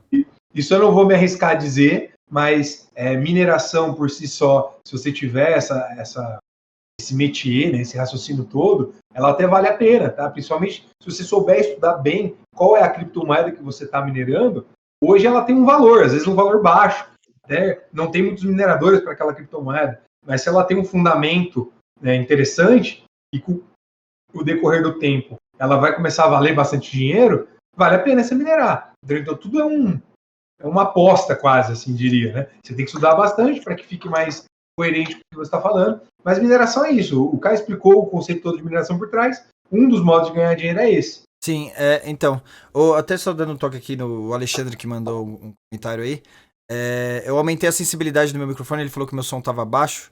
Depois, pessoal do chat aí, se puder falar que está ok agora, tá? E a gente ouvindo aqui parece que tá ok, então é legal o feedback de vocês aí que estão assistindo. Aproveitando também, se tiver mais alguma pergunta correlacionada à parte de mineração, mandem pra gente. Eu só queria perguntar mais uma coisa sobre mineração, porque isso automaticamente está influenciando o mercado até de tecnologia, de peças de computadores, inclusive até incomodando o pessoal, os gamers estão muito putos, né? Porque as placas de vídeo estão ficando muito mais caras, justamente pela questão da mineração, que tem muita gente comprando placa de vídeo para minerar. Só para a gente ter uma noção, o pessoal que entende um pouquinho mais disso, eu sinceramente não entendo muito, mas o seu computador é um computador mais parrudo para você conseguir ter esses ganhos com mineração, você tem um computador meio que gamer e tal, com uma placa de vídeo boa, ou com um computador normal já daria para ter um lucro? Como é que funciona isso? Eu acredito que o meu acabou gerando um pouquinho mais porque eu tenho uma RTX 2070. E a verdade é que a minha placa de vídeo ela valorizou. Eu nunca comprei um periférico na minha vida e na verdade é um passivo que valorizou, porque a ideia é que ele só fosse depreciado, né? Mas a minha placa de vídeo eu paguei na época que eu comprei o computador, já faz aí uns 2, 3 anos, eu paguei uns R$2.000 nessa placa de vídeo e hoje a mesma placa de vídeo está sendo vendida a R$4.800. Então, assim, a minha placa de vídeo valorizou quase que mais do que a IAP. Entendeu? Sim. Então, assim, realmente os periféricos aumentaram bastante. Tá? O meu computador como um todo, Hoje, talvez, a minha configuração no passado, eu comprei ele por uns R$5.000, há uns 2, 3 anos atrás, tá? Mas ela tem uma configuração boa, mas dá para você minerar hoje, no modelo que eu minero, que é com a NiceHash, dá para você trabalhar com qualquer computador, tá? Inclusive, tem algumas criptomoedas, acredite se quiser, como eu falei, quando eu falei para você que é infinito esse mercado, ele realmente é, tá? Hoje tem algumas criptomoedas que elas podem ser mineradas com o seu disco rígido. Então, assim, com o seu SSD, você coloca ele para minerar. A placa de vídeo é a mais conhecida, tá, para fazer isso. Tá? Hoje, mineração geralmente é com placa de vídeo, ou, obviamente, com sistemas mais com as GPUs mais interessantes que uma placa de vídeo. Mas, hoje tem vários modelos, inclusive tem algumas criptomoedas que mineram com o seu SSD, que mineram com o seu processador. Monero, por exemplo, que é uma das criptomoedas, minera com processador, e ela tem bastante eficiência. Tá? Então, assim, hoje, cada vez mais, a parte de mineração tem crescido e sido bem diferente do que o que a gente conheceu há pouco tempo atrás. Sim, não, daí só para concluir esse assunto, eu também vi bastante que tem pessoas que locam ambientes em nuvem, né? Então, o que o Lucas falou, né? Você fazer os cálculos aí para ver se realmente vai valer a pena ou não, né? Com os custos e o retorno de investimento que você vai receber. Mas existem pessoas que às vezes locam locais em nuvem, servidores em nuvem, para poder deixar focado ali minerando Bitcoin. Aí, Lucas, só pra gente finalizar, Claro. tanto que deixando bem claro aí que não tem nenhuma correlação com a empresa de vocês, que é uma empresa voltada para a parte de investimento, não para a parte de mineração, mas passa novamente qual é o recurso, o programa que você utiliza, ou a empresa aí que você... Ela chama NiceHash, tá? Eu não vou dizer que é uma recomendação, tá? Vamos depois você perdeu dinheiro, não vai culpar ele. Não, perdeu o dinheiro, estragou a placa de vídeo, eu não tenho nada a ver com isso, hein? Mas é o que ele usa, tá? Isso, é o que eu uso hoje para fazer com o meu computador pessoal, tá? Vamos deixar isso claro também, que é pessoa física, Lucas, falando aqui. Não, tá? mas é legal que é uma dica também que não é um merchan, né? Porque às vezes você procura na internet, o cara, faça desse jeito, que é o merchan pra ganhar uma comissão, ele tá dando uma dica sincera ali do que ele usa na prática. Exato. Tá bom? Mas estudem, né? Porque senão depois vai culpar ele aí se tomar algum prejuízo. Mas beleza, aí vamos entrar um pouquinho na questão dos investimentos, e aí já emendando esse assunto também, que você comentou de Ethereum, de outras criptomoedas, você falou um pouquinho na questão, né, conceitual da diferença entre essas moedas, na questão do investimento em si, você investir em Bitcoin, investir nas outras, obviamente, né, é o risco dela crescer ou cair, mas qual que é a diferença principal para um investidor na hora de escolher qual criptomoeda investir? O que vocês acham? Cara, acho que quando você tem pouca experiência em algum mercado, você tem que ir onde você se sente mais seguro. E onde você vai se sentir mais seguro são as criptomoedas que estão aí há anos, que todo mundo tem, porque você sabe que por mais que você tenha um potencial de ganho um pouco menor, o potencial de perda também é menor, né? Então, eu indicaria começar com, você que quer comprar, quer guardar um pouco de criptomoeda, começar com até a maior parte do seu capital nas moedas maiores, Bitcoin, Ethereum, Binance Coin, Stellar, Monero, e aí ter um tiquinho aí do que você quer em moedas pequenas, que você vê potencial, porque aí mesmo se elas subirem muito, você ganha alguma coisa, se elas virarem pó, você também não perde tanta coisa. A recomendação, até resumindo o que o Caio falou, é isso, assim. A recomendação é a mesma para o mercado comum. É estudar. Assim, parece super clichê, mas é real, assim. Quanto mais você ficar confiante, você estuda. E quando você estuda, você entende um pouquinho mais daquela criptomoeda, você vai atrás do white paper dela, que geralmente é onde está escrito o fundamento daquela criptomoeda, para que ela serve, qual foi a ideia por trás da criação dela, entendeu? Da onde que ela nasceu, que grupo, quem são as principais cabeças por trás da criação daquela criptomoeda, e aí você começa a se sentir mais confiante e acreditar naquela criptomoeda ou não. E isso tudo, inclusive, é uma das vertentes de forma de você ganhar, é essa que a gente está conversando, que é fazer uma análise fundamentalista da criptomoeda, que assim, é olhar o mercado, quem criou, como que ela foi criada, que tecnologia que ela tem por trás, porque esse tipo de investimento é o tipo de investimento que você vai comprar uma criptomoeda, deixar ela lá 5, 10, 15 anos. Que é o buy and hold das criptomoedas, que você vai comprar e deixar lá durante bastante tempo. Tá? Esse é um dos modos de investimento, tá? Que é analisando todas esses pormenores. E aí, como do mesmo jeito que também existe no mercado comum, tá? Tem o outro lado do tipo de investimento que faz uma análise técnica, que aí é o que, por exemplo, a IAP faz. Tá? Foi nada mais é do que analisar matematicamente o que acontece com o mercado, então olhar o histórico dele, quais são todos os indicadores do mercado, e aí, com base neles, fazer uma conta matemática e analisar que momentos que momentos certos de entrar no mercado, então de comprar uma criptomoeda e de vender uma criptomoeda. Tá? Então, esse é o famoso trade. E o trade ele funciona, obviamente, para o mercado comum também. Tá? Então, esses dois formatos de investimento, eles existem. Um, você analisando fundamentalista, como que são as criptomoedas, e o outro, você fazer uma compra e venda rápida delas. Né? Então, comprar o Bitcoin e vender o Bitcoin. Comprar quando ele está uma baixa, vender na alta, por exemplo, você ganha uma variação daquilo, e aí esse retorno fica para você no seu bolso.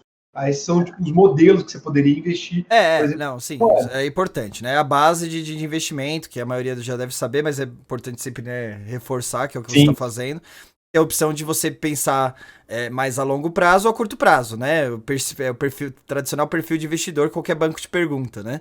Então, se você quer deixar o dinheiro lá investido, pensando que ele vai ficar render com o tempo e depois de um período pode ter uma alta muito grande e tal ou não, mas deixar ele meio que parado, né? Se você precisa de uma baixa liquidez, né? Que o pessoal fala. Aí eu acho que a dica do Caio se encaixa perfeitamente, né? Que é justamente você pegar as moedas mais confiáveis, que tem maior projeção, que são mais conhecidas, que a probabilidade dela simplesmente morrer é muito menor. Não quer dizer que não exista um risco, mas o risco é bem menor, né? Por exemplo, o próprio Bitcoin, o próprio Ethereum e as outras aí que o Caio comentou. Depois vocês voltem o vídeo aí, porque depois eu vou voltar e anotar pra gente, né, depois investir uns trocadinhos. Mas nesse segundo perfil que você falou, Lucas, eu acho que dá pra arriscar mais, né? Lógico, obviamente o nível de risco é muito maior, mas aí você pode pegar numa criptomoeda mais nova, que tem uma projeção boa, quando ela subir você já tira fora, né? Vocês devem fazer algumas jogadas nesse sentido. Eu acho que o caminho ou é isso que o Lucas falou, ou você estudar, ou você terceirizar o conhecimento, né? Acho que é um dos dois caminhos. E aí eu acho que de primeira viagem fazer o que o Lucas falou de arriscar em pequenas moedas, comprar, esperar que ela subir, aí eu acho que é algo muito perigoso. Muito perigoso para quem não tem conhecimento, né? Não tem conhecimento, não tem estômago. Às vezes o cara compra algo esperando que vai subir e não vai, né? Ela vai cair antes. Ou não tem a paciência, né, Caio? Daí às vezes vê o negócio caindo, já vende, entra no desespero, isso daí é bem comum, né? É normal, você comprar, cair, você vende, quando você vende, sobe, né? Nossa, deve dar uma dor no peito. Ó, o Vinícius comentou aí, gastei meu dinheiro, acho que aconteceu a mesma coisa com ele, ó, eu gastei meu dinheiro todo na cripto do Ronaldinho, sucesso no Paraguai. Qual que é essa cripto do Ronaldinho? Não conheço. Já ouviram falar? Cara, ouvi, mas eu nem lembro se era uma cripto mesmo, acho que era um esquema meio pirâmide, né? Sério? Os caras basicamente contrataram a cara do Ronaldinho, né, pra divulgar isso. E em fundo era um esquema aí de pirâmide. Caramba. É outro risco, né, de você tentar entrar no mercado aí através de terceiros, sem ir a fundo atrás de quem são esses terceiros de fato. Né? O Kiyoshi comentou aqui, poderiam falar um pouquinho mais sobre as altcoins? O que seria altcoins? As altcoins são exatamente essas outras criptomoedas, tá? Entendi. Hoje o que eles chamam de altcoins nada mais é do que todas as criptomoedas sem ser as principais, tá? Que são essas alternativas de criptomoedas, tá? Elas hoje têm nascido, inclusive acho que a gente está meio que quase num período de alta de altcoins, porque se a gente analisar o market share do Bitcoin, ele foi durante, sei lá, 8, 9 anos, ele tinha a maior parcela do market share. Então, na verdade, não é nada mais do market share de se somar todo o valor que tem hoje em dólar, por exemplo, das criptomoedas como um todo, e aí você olha do Bitcoin, a fração que ele está relevante ao todo, né? Então, o market share do Bitcoin caiu muito por causa dessas altcoins. Então começou a nascer várias delas, tá? Então não é o limite, tá? Teve um momento em que o Bitcoin caiu mais, mas ele tem diminuído por causa disso. Porque apareceu várias com umas ideias até inteligentíssimas, inclusive, tá? E com alguns fundamentos também importantes, voltados para outros tipos de tecnologia. Que nem eu falei agora há pouquinho no passado, o Ethereum, quando a gente fala que ele tem um outro mercado, é porque o Bitcoin ele é quase que uma criptomoeda conservadora. É engraçado falar conservador de 10 anos, mas ela é quase uma criptomoeda conservadora, porque o Ethereum já nasceu para trabalhar com mais coisas descentralizadas, né? O blockchain, que é a tecnologia por trás do Ethereum, ele é muito mais aberto. Vou fazer uma comparação que talvez seja extremamente errada. Expansível. Mas vamos dizer assim, o Bitcoin ele é a Apple, tá? Que ela abre pouquíssimas portas e ela tem ali uma base muito bem clara e fundamentada. Por isso que vale muito caro um iPhone, né? Você percebe que, assim, claramente ele não tem uma tecnologia muito diferente, mas por ele ser quem ele é, ele vale mais dinheiro, né? Agora, o Ethereum, ele é como se fosse um Android.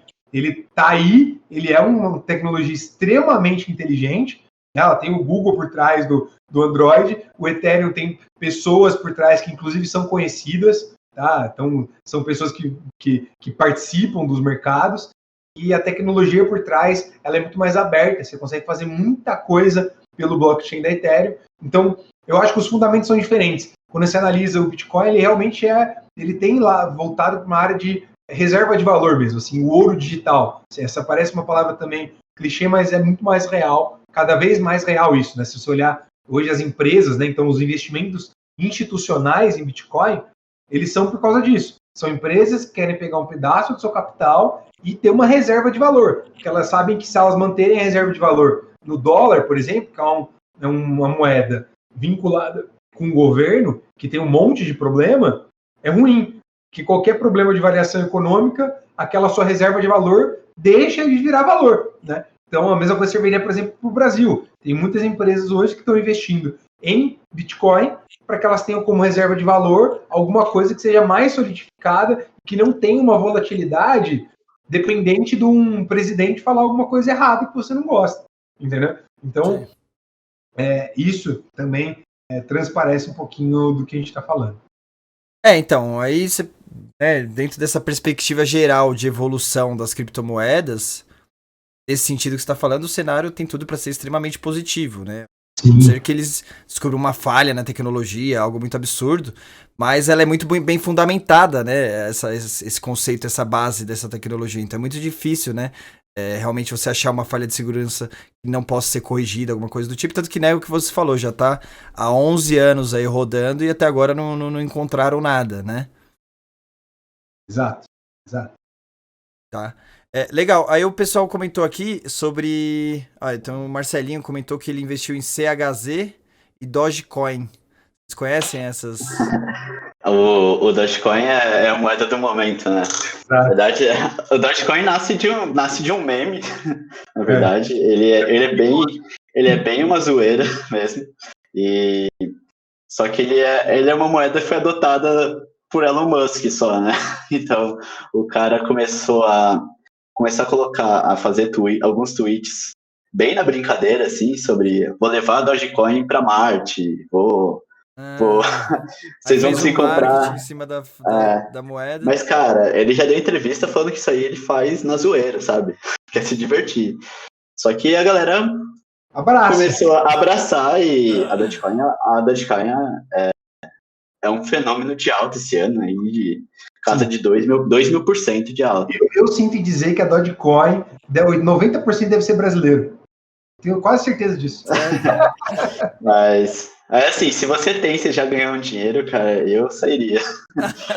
Do mesmo jeito que uma moeda dessa sobe, ela não tem um white paper por trás, uma tecnologia, uma equipe por trás que fundamenta esse crescimento, né? Então, ela pegou uma moda ali. Esse hype do mesmo jeito que chega, ele vai, né? E quando ele vai forte. Vira uma especulação, né? Que é meio que semelhante. Aí não deixa de ser um investimento, não deixa de ser semelhante aí uma bolsa de valores com questões de especulação ali que acaba valorizando mais do que deveria, uma hora cai e todo mundo que foi na onda cai junto, né? Exato. Legal. Então, assim, a gente falou do Elon Musk e, né, você viu, ele influenciou nessa brincadeira, mas ele influenciou muito mais antes disso, né, que isso eu acompanhei, que foi quando ele falou que as empresas dele lá, né, a, a X, desculpa, esqueci o nome da empresa. SpaceX e a Tesla, ele investia em Bitcoin, né? Quando ele falou isso, deu uma movimentação no mercado, né? Que o Bitcoin subiu pra caramba, depois, agora já normalizou já. Mas o que mais que aconteceu nesse período, pra gente também refletir daqui pra frente o que pode acontecer, né, desses marcos de empresas grandes que começaram a utilizar, que começaram a colocar o Bitcoin no dia a dia, porque isso acaba impactando muito o valor da moeda, né? Você ter opções tradicionais hoje de compra ou online, ou, seja né, que nem a Tesla, que você pode comprar um carro com Bitcoin, isso impacta muito na valorização da moeda. Vocês lembram de alguns outros exemplos do que aconteceu, de como já está sendo utilizado pelas empresas? Eu acho que o fato de ser aceito por uma Tesla da vida, isso valoriza, mas isso valoriza a moeda num grau menor. A gente está falando de varejo, né? Uhum. A gente está falando das pessoas físicas. O que valoriza mesmo por exemplo, o movimento da Tesla de ter uma estratégia de tesouraria onde ela tem uma parte do seu lucro, do seu capital guardado em criptomoeda. Então, quando uma Tesla faz esse movimento de bilhões de Várias dólares, empresas seguem também, né? a gente tem... O que mais fez subir aí o Bitcoin nesses últimos meses foi a entrada fortíssima do capital de empresas. A galera levando pelo menos parte do que você tem em caixa para a criptomoeda, como o Lucas falou, para reserva de valor, né?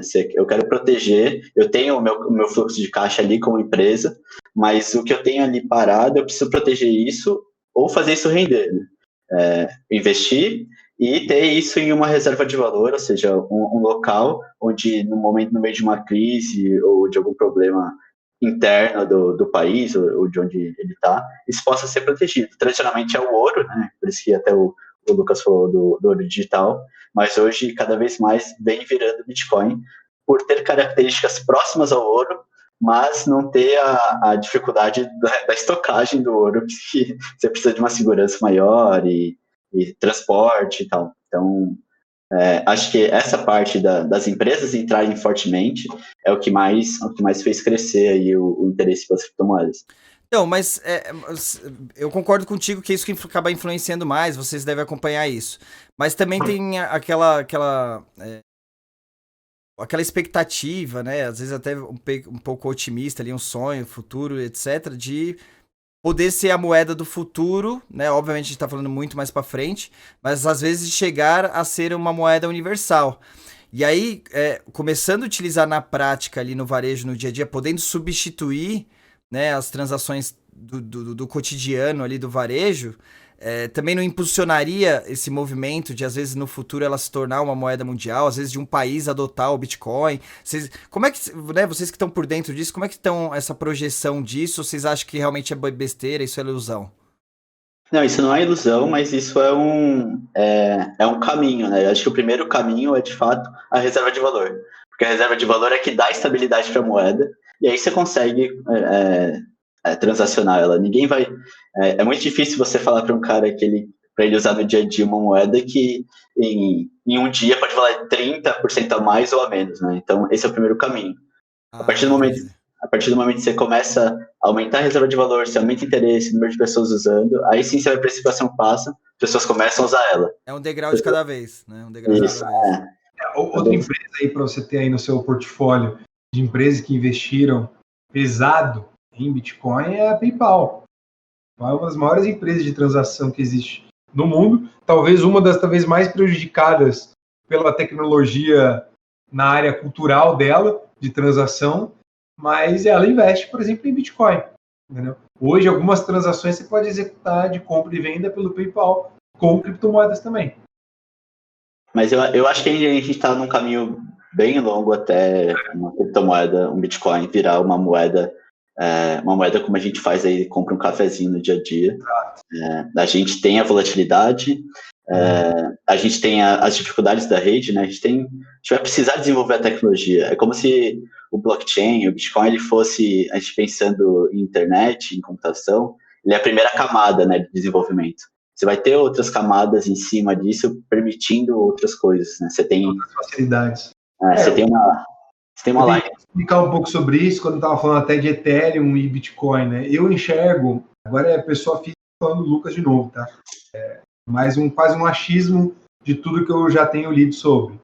Eu acho que o futuro real, assim, será realmente o Bitcoin, sem ter uma grande necessidade de evolução de tecnologia, ele sendo essa reserva de valor real, tá? E talvez o Ethereum seja essa moeda aí fiduciária.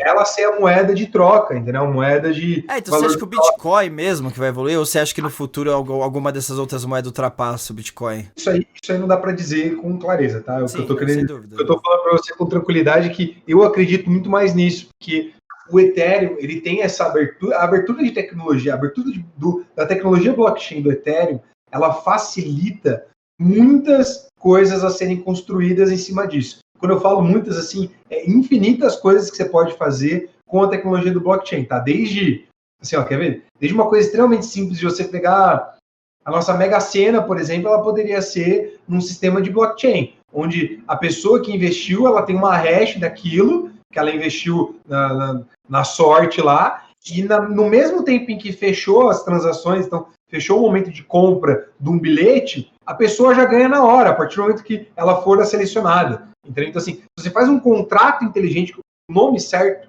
por trás do blockchain, que você pode fazer com ele, são contratos inteligentes. Então, são contratos que têm uma base segura de um blockchain, que aí você usa todo o poder computacional daquele blockchain. Então, o Ethereum hoje já tem um poder computacional bem razoável, e aí, com base naquilo, você consegue utilizar para várias equações. Uma delas seria isso. Então, assim, você teria, por exemplo,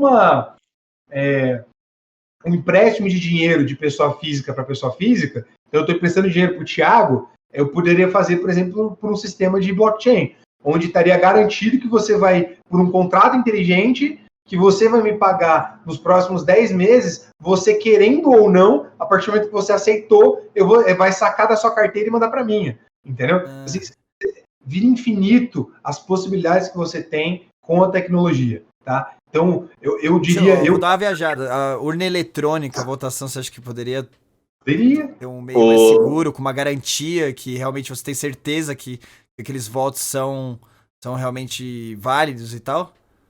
Sim.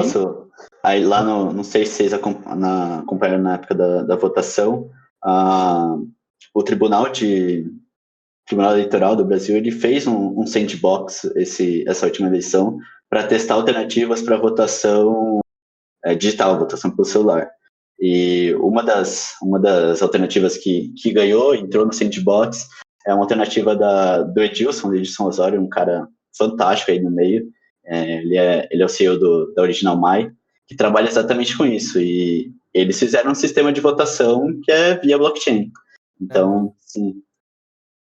Aí você tem outras coisas, né? Por exemplo, você tem entrar no lugar de um cartório, por exemplo. Quando você compra uma casa e você vai lá no cartório registrar, esse cartório, ele é um centralizador, ele pode sumir de um dia para o outro. Você tem casos, por exemplo, em alguns países aí subsaarianos, onde você teve um ditador entrando no poder e o cara falou, não, essa terra não é mais sua. E como é que você prova que essa terra não é mais sua se o cartório está dentro do governo e esse documento some? Então, uma tecnologia do blockchain se salva isso. Isso está salvo em algo que é imutável, independente do seu poder. Isso está bem mais seguro. Então, acredito que qualquer problema que a gente precise de um intermediário ou que a gente precise garantir a veracidade de algo, que ele seja imutável, o blockchain, principalmente do Ethereum, pode entrar no meio disso. Legal, nossa, cara, bola. Isso que eu nem imaginava, sinceramente, né? Mas é a evolução da tecnologia que pode evoluir numa escala que a gente não consegue, né, nem acompanhar às vezes. Mas legal. Agora sim, né? Vamos de forma bem didática e bem clara. Assim, resumindo um pouquinho do que eu entendi até agora, tá? Do melhor formato para você investir de forma, né, consciente, que você realmente potencialize a probabilidade de ganho nos seus investimentos com Bitcoin. Obviamente, né, é um investimento de risco, então pode ser que você siga todas as recomendações do mundo e ainda, né, dê um azar, alguma coisa do tipo. Mas para minimizar esse risco, né, a gestão do risco, né, tão importante aí na gestão de negócios, gestão de segurança da informação, você fazer a gestão de risco dos seus investimentos também. Você escolher a opção de investimento, que seria de curto ou longo prazo, então ou investimento, né, de você deixar ali, esquecer, ou trade. No caso de um ou de outro, vocês recomendaram o estudo, né? Isso daí eu acho que é o básico, né? Se você realmente quer investir naquilo, você tem que entender mais ou menos como funciona para você as probabilidades de evolução ou não. Então, pelo que vocês falaram, o Ethereum tem uma possibilidade muito grande de aproveitamento, etc. Então é uma moeda que, na teoria, tem um potencial de lucro. Mas nesse momento agora, né, com relação às outras moedas, será que ela pode evoluir ou não? Então, além do estudo, é um acompanhamento meio que contínuo, certo? Aí vocês fazem uma análise estatística de mercado, né? Do que aconteceu. Essa análise estatística é meio que aquelas. Eu já vi alguma coisa do tipo, aquelas análises de gráfico mesmo. Então, assim, depois que sobe tanto, tem uma probabilidade de queda de tanto. É mais ou menos assim? Bom, a gente, assim, tem a análise fundamentalista, né? Que é o estudo e olhar onde você acha que vai ser melhor. Você tem uma análise técnica, que aí é o que você falou, olhar os gráficos e procurar padrão e aí investir. Eu investir com base nesse padrão. E você tem o que a gente faz, que é algo mais quantitativo. O que a gente faz? A gente pega toda a base de dados de preço da criptomoeda, a gente pensa numa estratégia, essa estratégia é como se fosse um algoritmo, então a gente tem diversas regras de quando comprar e quando vender. A gente programa essa estratégia nesse banco de dados de preço histórico e a gente vê como a estratégia teria resultado se ela estivesse funcionando desde do início das criptomoedas no passado. E aí, com base nesse resultado, a gente começa a mexer nessa estratégia e aí sim colocar ela ao vivo. Então, a gente, como IAP, a gente não está ali na frente do computador, não é aquele clássico que tá o cara com 3 monitores, vendo vários gráficos e decidindo fazer. Compra. Não, a gente não faz isso. A gente tem uma inteligência de dados por trás e aí essa inteligência é transformada num algoritmo de como comprar e como vender. O que a gente muda é tentar otimizar esse algoritmo, mas a gente não está olhando ali no ao vivo e decidindo naquele momento. Né? Para a gente faz mais sentido, a gente acha que dessa forma a gente exclui alguns riscos associados a, por exemplo, um risco emocional de estar operando na hora, um risco de achar que você está indo bem, mas você não percebeu alguma coisa, algum padrão ali dentro do mercado. Então, para a gente faz mais sentido.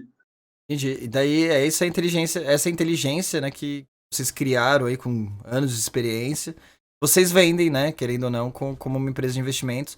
Então a pessoa que investe com vocês, né, ele não precisa fazer todo esse estudo, não precisa usar toda essa tecnologia, esse algoritmo, vocês meio que fornecem isso para ela e a probabilidade de rendimento dela vai acabar otimizando muito e minimizando os riscos por justamente essa tecnologia que vocês já criaram e é isso que está fazendo vocês crescerem cada vez mais. Que legal. Exato. Não puxando 100% a sardinha pra gente, é claro, né? Mas fazendo aí já um leve jabá, a gente...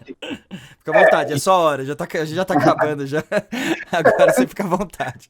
A gente falou bastante teoria, né? Nada mais justo, vocês merecem aí fazer um merchanzinho aí. A gente não... Acho que desde o começo, os nossos clientes, você também, sabe que os nossos principais focos nem é 100% em vender, porque para a gente faz muito mais sentido ter alguém do nosso lado, quando eu digo investidor mesmo do nosso lado, que está investindo com a gente, entender mais sobre, porque isso faz a pessoa assimilar melhor e essa volatilidade que tem da própria criptomoeda e as falhas naturais que ocorrem dentro dessa estratégia, porque ela não é infalível, né, faz com que os nossos clientes hoje entendam com tranquilidade o que está acontecendo. Assim, sendo bem sincero, em todo momento que a gente operou, agora já faz aí praticamente desde quando o Caio começou a operar, ou melhor, dá para dizer mais da minha experiência, desde quando eu entrei, que eu trabalhei 100% na área comercial, então vendendo para os clientes, falando com eles, conversando com eles, até hoje a gente não tem nenhum cliente que saiu tirou todo o investimento dele reclamando, porque ele falou, não, porque né, vocês não dão resultado, ou vocês são emocionais no que vocês executam, né? Ao contrário disso, todos eles têm consciência clara, inclusive já tive o prazer imenso de vários clientes nossos retirarem o dinheiro porque eles bateram a meta de capital para o sonho deles. Então eu tenho cliente que sacou dinheiro para comprar carro, eu tenho cliente que sacou dinheiro para comprar apartamento, acredite se quiser. Então, assim, eu já tive de clientes que sacaram dinheiro para conquistar sonhos, entendeu? Então, assim, para a gente faz muito mais sentido isso, até por isso que eu acho que o meu jabá aqui está sendo muito mais voltado porque a gente acredita por trás do que a gente executa e não só dos nossos resultados, porque os nossos resultados, eu acho que eles já falam por conta própria, sabe? Nosso produto com menos risco, que é onde a gente consegue fazer bastante análise de risco, onde a gente consegue controlar bastante o resultado. Nosso resultado mais negativo foi 3% negativo e o nosso acumulado foi 20 e poucos por cento positivo. Tá? Então, assim, isso em 12 meses. Isso eu estou falando do nosso resultado menos agressivo. Então, o nosso resultado mais agressivo hoje entregou na casa de 12 meses 360% de resultado. Tá? Então, assim, 360% de resultado, eu estou te falando de quase quadruplicar o capital que você investir. Então, você investiu R$1.000, você está saindo com R$3.600. Tá? Então, aí você pode levar esse racional para qualquer número que você quiser. Então, os resultados eles já falam por conta própria. Então, e é algo real que se você acompanhar as altas, né, que teve as criptomoedas, se sabe que esses números a gente não está falando de nada que é fora da realidade dentro desse mercado, né? E assim, pessoal, a gente já tá próximo aí de concluir. Quem tiver mais alguma perguntinha pode mandar aí no chat, tá? Principalmente agora que a gente tá falando realmente de como investir, o que você consegue ter de retorno. Eu vou dar minha experiência sincera como usuário, como investidor, não só como cliente da IAP, porque eu também sou, mas eu também invisto diretamente em Bitcoin, então não tem nada a ver com os caras. E... o investimento direto, vou falar primeiro do investimento direto para até diferenciar um pouco. Investimento direto, eu esperei o Bitcoin cair e investi. Esse investimento eu tô pensando em fazer mais a longo prazo. Então eu tô falando experiência de um leigo, tá? Pra vocês pegarem aí. Não tô ensinando nada, não é pra seguir o que eu tô falando, mas um exemplo aí pra vocês fazerem analogia. Então, eu investi direto em Bitcoin quando estava em baixa. Hoje já subiu bastante dentro do que eu investi, então eu estou ganhando dinheiro. Se eu poderia tirar agora já com lucro, eu vou esperar, porque eu acho que né, dentro de tudo que a gente conversou, aí né, tem 1h30 de bate-papo, a gente consegue entender que a projeção disso é para crescer bastante. E é essa a expectativa que eu estou seguindo também, obviamente assumindo o risco, né? Só que daí, dependendo como for, se você comprar no momento que esteja ele meio que inflacionado, pode ser que você vê o Bitcoin caia e você acabe tomando um prejuízo a curto prazo. Mas, sinceramente, se você tiver paciência e esperar a longo prazo, eu acho que provavelmente você recupera isso. Essa é a minha experiência, é o que eu entendi até agora. Eu investi na XRP quando estava em alta, porque todo mundo estava falando, estava divulgando na mídia que era uma moeda e tal. Eu investi pouco, felizmente. Porque eu investi e o negócio afundou logo depois que eu investi. Então, não valeu a pena, por sorte, foi muito pouco. Então, o que eu tô ganhando de lucro no Bitcoin já tá compensando isso. Então, aí eu larguei lá, falei, nem vou pegar de volta, vai que no futuro ela dê um estouro também. Mas também eu coloquei muito pouco, então é um prejuízo que não vai me fazer falta. E eu investi também na Ethereum. Foi mais ou menos na mesma época que eu investi no Bitcoin. E também já cresceu bastante em cima, porque são moedas bem estáveis. Mas assim, não foi coisa absurda, não é um negócio que eu falo, nossa, Deus do céu, dupliquei, tripliquei, nada. Aumentou uma porcentagem, sei lá, se fosse comparado com a poupança, uns 10 anos de... Caramba, eu derrubei meu microfone aqui. Uns 10 anos de poupança, né? Que já é dinheiro bem melhor, né? Em níveis de perspectiva de investimento. Agora eu vou falar da minha experiência na IAP aí com os meninos. Aí muda completamente o jogo, né? Porque eu tô largando lá. Eles utilizam toda essa experiência que eles têm. Deixa eu melhorar minha luz aqui, que também... Acho que caidinha aqui. Eles usam toda essa experiência deles pra investir mensalmente de acordo com a realidade do mercado. E aí o legal, que o negócio que eu queria até que você explicasse, porque eles ganham... Eles tiram rentabilidade... Tanto na venda, tanto na alta quanto na baixa. O da baixa, até hoje, vocês já me explicaram, eu não entendo como vocês conseguem tirar dinheiro na baixa. Mas nesses booms de alta aí, eles investiram na hora certa. A gente teve coisa de rendimento de 30% do valor investido limpo. Isso eu acho sensacional, né? Então é algo que eu tô muito feliz, não é à toa que eu trouxe os meninos aqui, né, no podcast nosso aí, que a gente já trouxe tantas pessoas aí de referência de mercado, a gente não ia trazer algum cara aí aventureiro de mercado. Então, então para mim a experiência é super positiva. Eu já estou investindo há mais ou menos um ano e tive rendimentos muito bons. Não vou entrar nem mais no detalhe que eu já entrei, mas aí eu queria que você explicasse, justamente pela inteligência que eles já explicaram aí para vocês. Eu queria que vocês entrassem nessa perspectiva de como vocês ganham na baixa, que isso até hoje para mim é confuso. Eu acho que é um dos pontos chaves aí de diferenciais de vocês. Vamos lá. Bom, primeiro é que a gente não opera com a moeda em si, né? A gente opera contratos futuros. Então, hoje a gente utiliza a Binance, né? Então, o cliente tem uma conta na Binance, tem uma carteira dele na Binance, e a gente nem, hoje no aplicativo da IAP, a gente nem fica com o dinheiro do cliente, né? O dinheiro fica com ele lá na corretora e nosso sistema só tem a capacidade de conectar, de se plugar com a carteira dele e gerenciar por ele, em vez dele ter que fazer esse trabalho. Mas lá na Binance você tem as criptomoedas, então o mercado que a gente chama spot, e a gente tem o mercado futuros. Então o mercado futuro, o que a gente consegue fazer é que a gente consegue, dentro desse mercado, a gente consegue pegar emprestado do próprio mercado para operar. Então eu consigo operar com mais dinheiro do que eu tenho, e como eu consigo operar com mais dinheiro do que eu tenho, do mesmo jeito que eu consigo comprar mais do que eu tenho, eu consigo vender mais do que eu tenho. Então, quando eu vendo mais do que eu tenho, uma hora eu preciso comprar de volta para ficar no 0 a 0. Então, tipo, o que eu preciso fazer nesse, que a gente chama de short, né, é vender mais do que eu tenho no momento que eu acho que vai cair o preço. E aí ele caiu, eu espero lá ele estabilizar e eu saio desse movimento comprando de volta e ficando 0 a 0.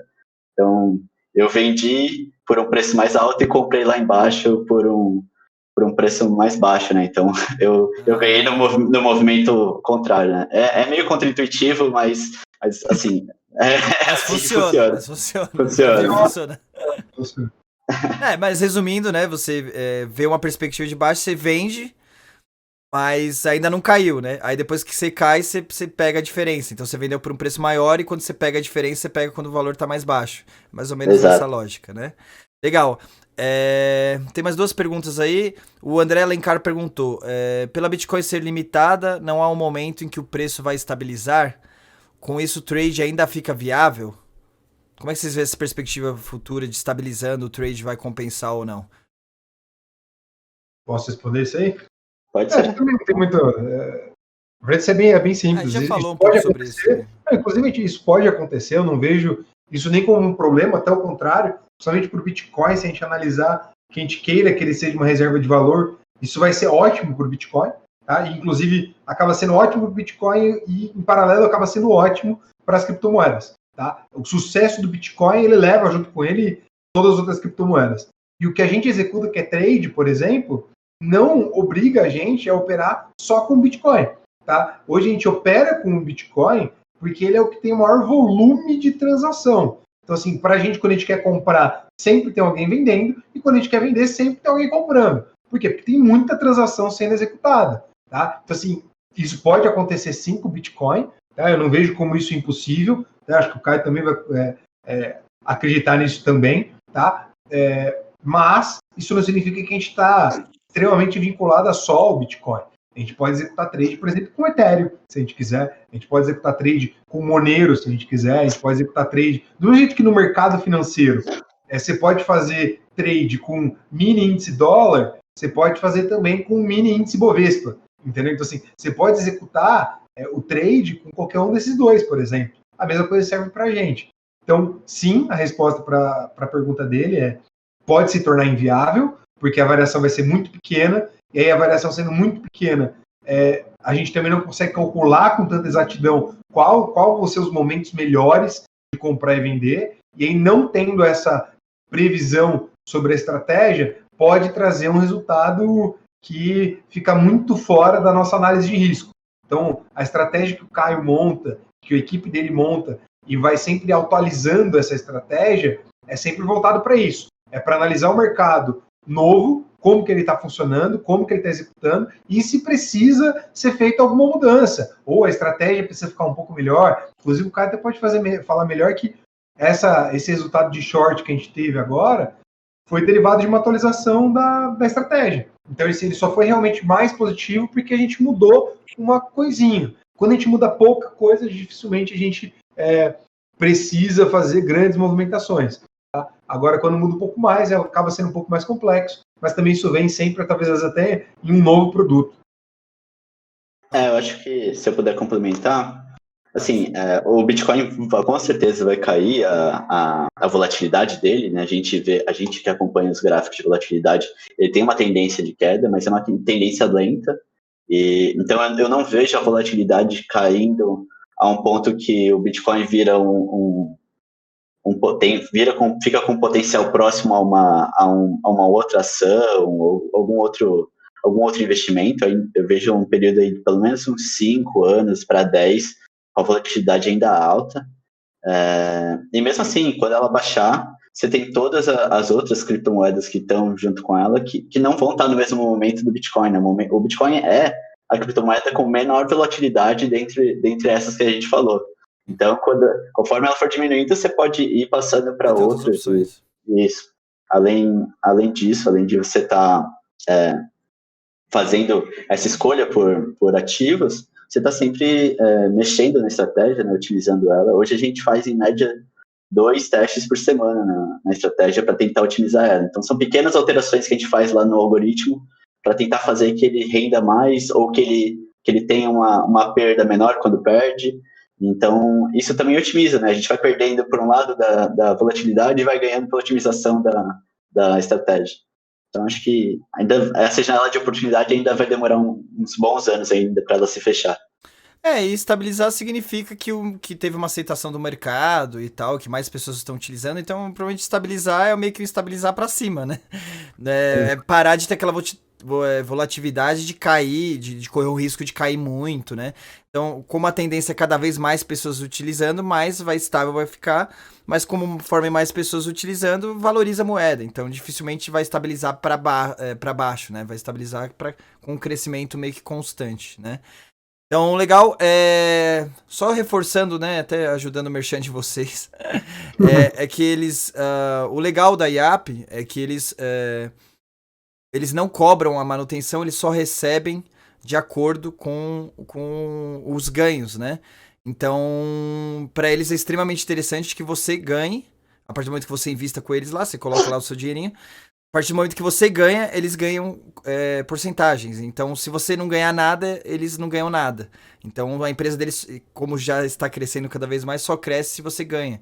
Então, isso também dá um incentivo para ter certeza que eles sempre estão brigando para você ter o máximo de rentabilidade, porque conforme a rentabilidade que vocês tiverem, é a rentabilidade que eles vão ter.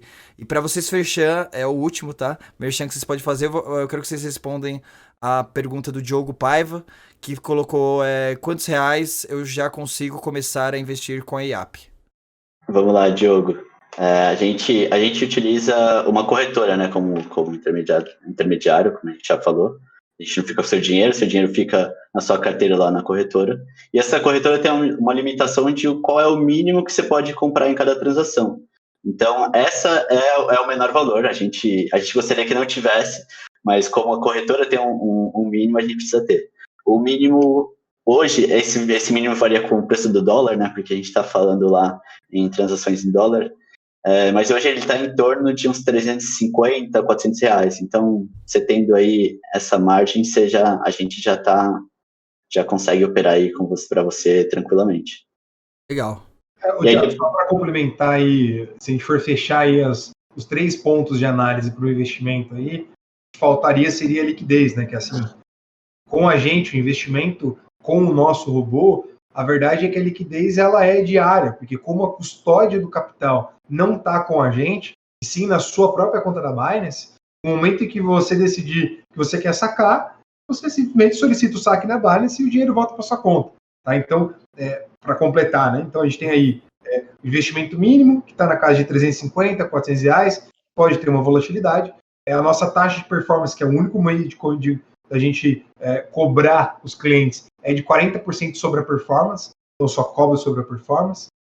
O robô, ele opera 24/7, tá? Então, a todo momento a gente tem o nosso robô ligado, operando e trazendo resultado positivo para os clientes. E sobre o resultado, a gente tem uma variação entre risco-retorno nos últimos 12 meses, de 20% até na casa de uns 320% de resultado, dependendo da sua escolha de risco-retorno. Legal. De bola, pessoal. Espero que vocês tenham gostado. Agradeço muito pela aula que vocês deram. Pessoal, não tem muito segredo, né? Se você quer começar a investir em negócio, primeiro você tem que estudar. A oportunidade que a gente está dando aqui é dividindo um pouco de conhecimento justamente para te ajudar nesse sentido, tá? Aí com esse conhecimento, você vai conseguir, né, ter um olhar crítico melhor para ver a melhor forma de investir, ou indo numa corretora, investindo diretamente, ou optando pelos meninos aí, por outra empresa de investimento, e que você acha que trabalhe da melhor forma, tá? Mas sem dúvida vocês viram que os caras realmente são feras, são especialistas, e eu agradeço muito a presença de vocês. Vocês querem dar algum último recado aí pro pessoal? Acho que só quem quiser seguir a gente no Instagram, acho que a principal rede nossa é @iap.br, yappi.br, e quiser conhecer mais sobre o nosso trabalho, é só baixar o nosso aplicativo, tanto na loja da Apple quanto do Android. E agradecer também pelo seu convite, é sempre bem legal para a gente que é apaixonado pelo assunto, falar sobre o assunto, então agradeço bastante. Exato. Eu também agradeço muito, o Thiago já é um amigo meu já de bastante tempo, agradeço a oportunidade de poder conversar aí com o seu público.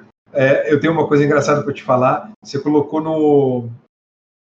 IEP, fundadores da IEP, especialistas em criptomoedas no YouTube. IAP. Mas você colocou IAP. Isso daí é culpa do marketing, não é culpa minha, não. É da cascudo dos meninos depois aí. Mas a gente corrige, Foi engraçado porque eu acabei de ver aqui no WhatsApp e eu tenho aqui vários amigos que mandaram, mas não é IAP? Mas não é IAP? Mudou o nome. Mas, tirando a brincadeira aí, faz parte, acontece, não tem problema nenhum. Inclusive na descrição tá escrito certinho IAP, tá? O Caio já passou nas redes sociais aí, segue lá a gente. O nosso foco é exatamente trazer esse clima, tentar trazer para vocês aí o máximo de informação possível, tá? A gente fica 100% disponível para qualquer análise que vocês precisarem, né? A gente sempre está muito junto com vocês, acho que esse é um dos nossos dilemas, os nossos lemas, né, perdão, que é estar sempre junto com vocês e tentar explicar o máximo possível. Agradeço essa porta aí que abriu para poder explicar um pouquinho sobre o mundo de criptomoedas, que é uma coisa que realmente me deixa muito feliz e alegre falar sobre. E é isso, só agradecer mesmo. Beleza. Show de bola, pessoal. Obrigado mesmo. Deram uma aula aí, vocês são realmente feras no assunto. Obrigado por toda a explicação aí que você deu. Tenho certeza, pra mim, né, ajudou muito e tenho certeza que o pessoal que tá vendo aí, a gente também. Bom, brigadão, boa noite pra vocês. Bom descanso. Legal. Falou, boa noite. Boa noite. Beleza, pessoal, é isso. Obrigado pra quem acompanhou a gente aí até agora, né? E assim, a gente falou brincando, né? Mas acho que é o mínimo justo. Os caras são empreendedores, são empresários, né? Que é o foco um pouco desse canal, né? Ajudar vocês também no pensamento empreendedor. E aí, né? Nada mais justo que depois da aula que eles deram pra gente deixar os caras fazerem o merchan. Mas deixando bem claro que os caras vieram por, né? Por amizade aí, porque gostaram da ideia do canal. A gente não tá sendo nada remunerado, nem remunerou eles. A gente, né, como eu falei pra vocês, esse canal não está sendo monetizado, é uma iniciativa própria nossa aqui, da empresa, a única empresa que patrocina esse canal, que é a Athena Security, que é a empresa da qual eu sou sócio.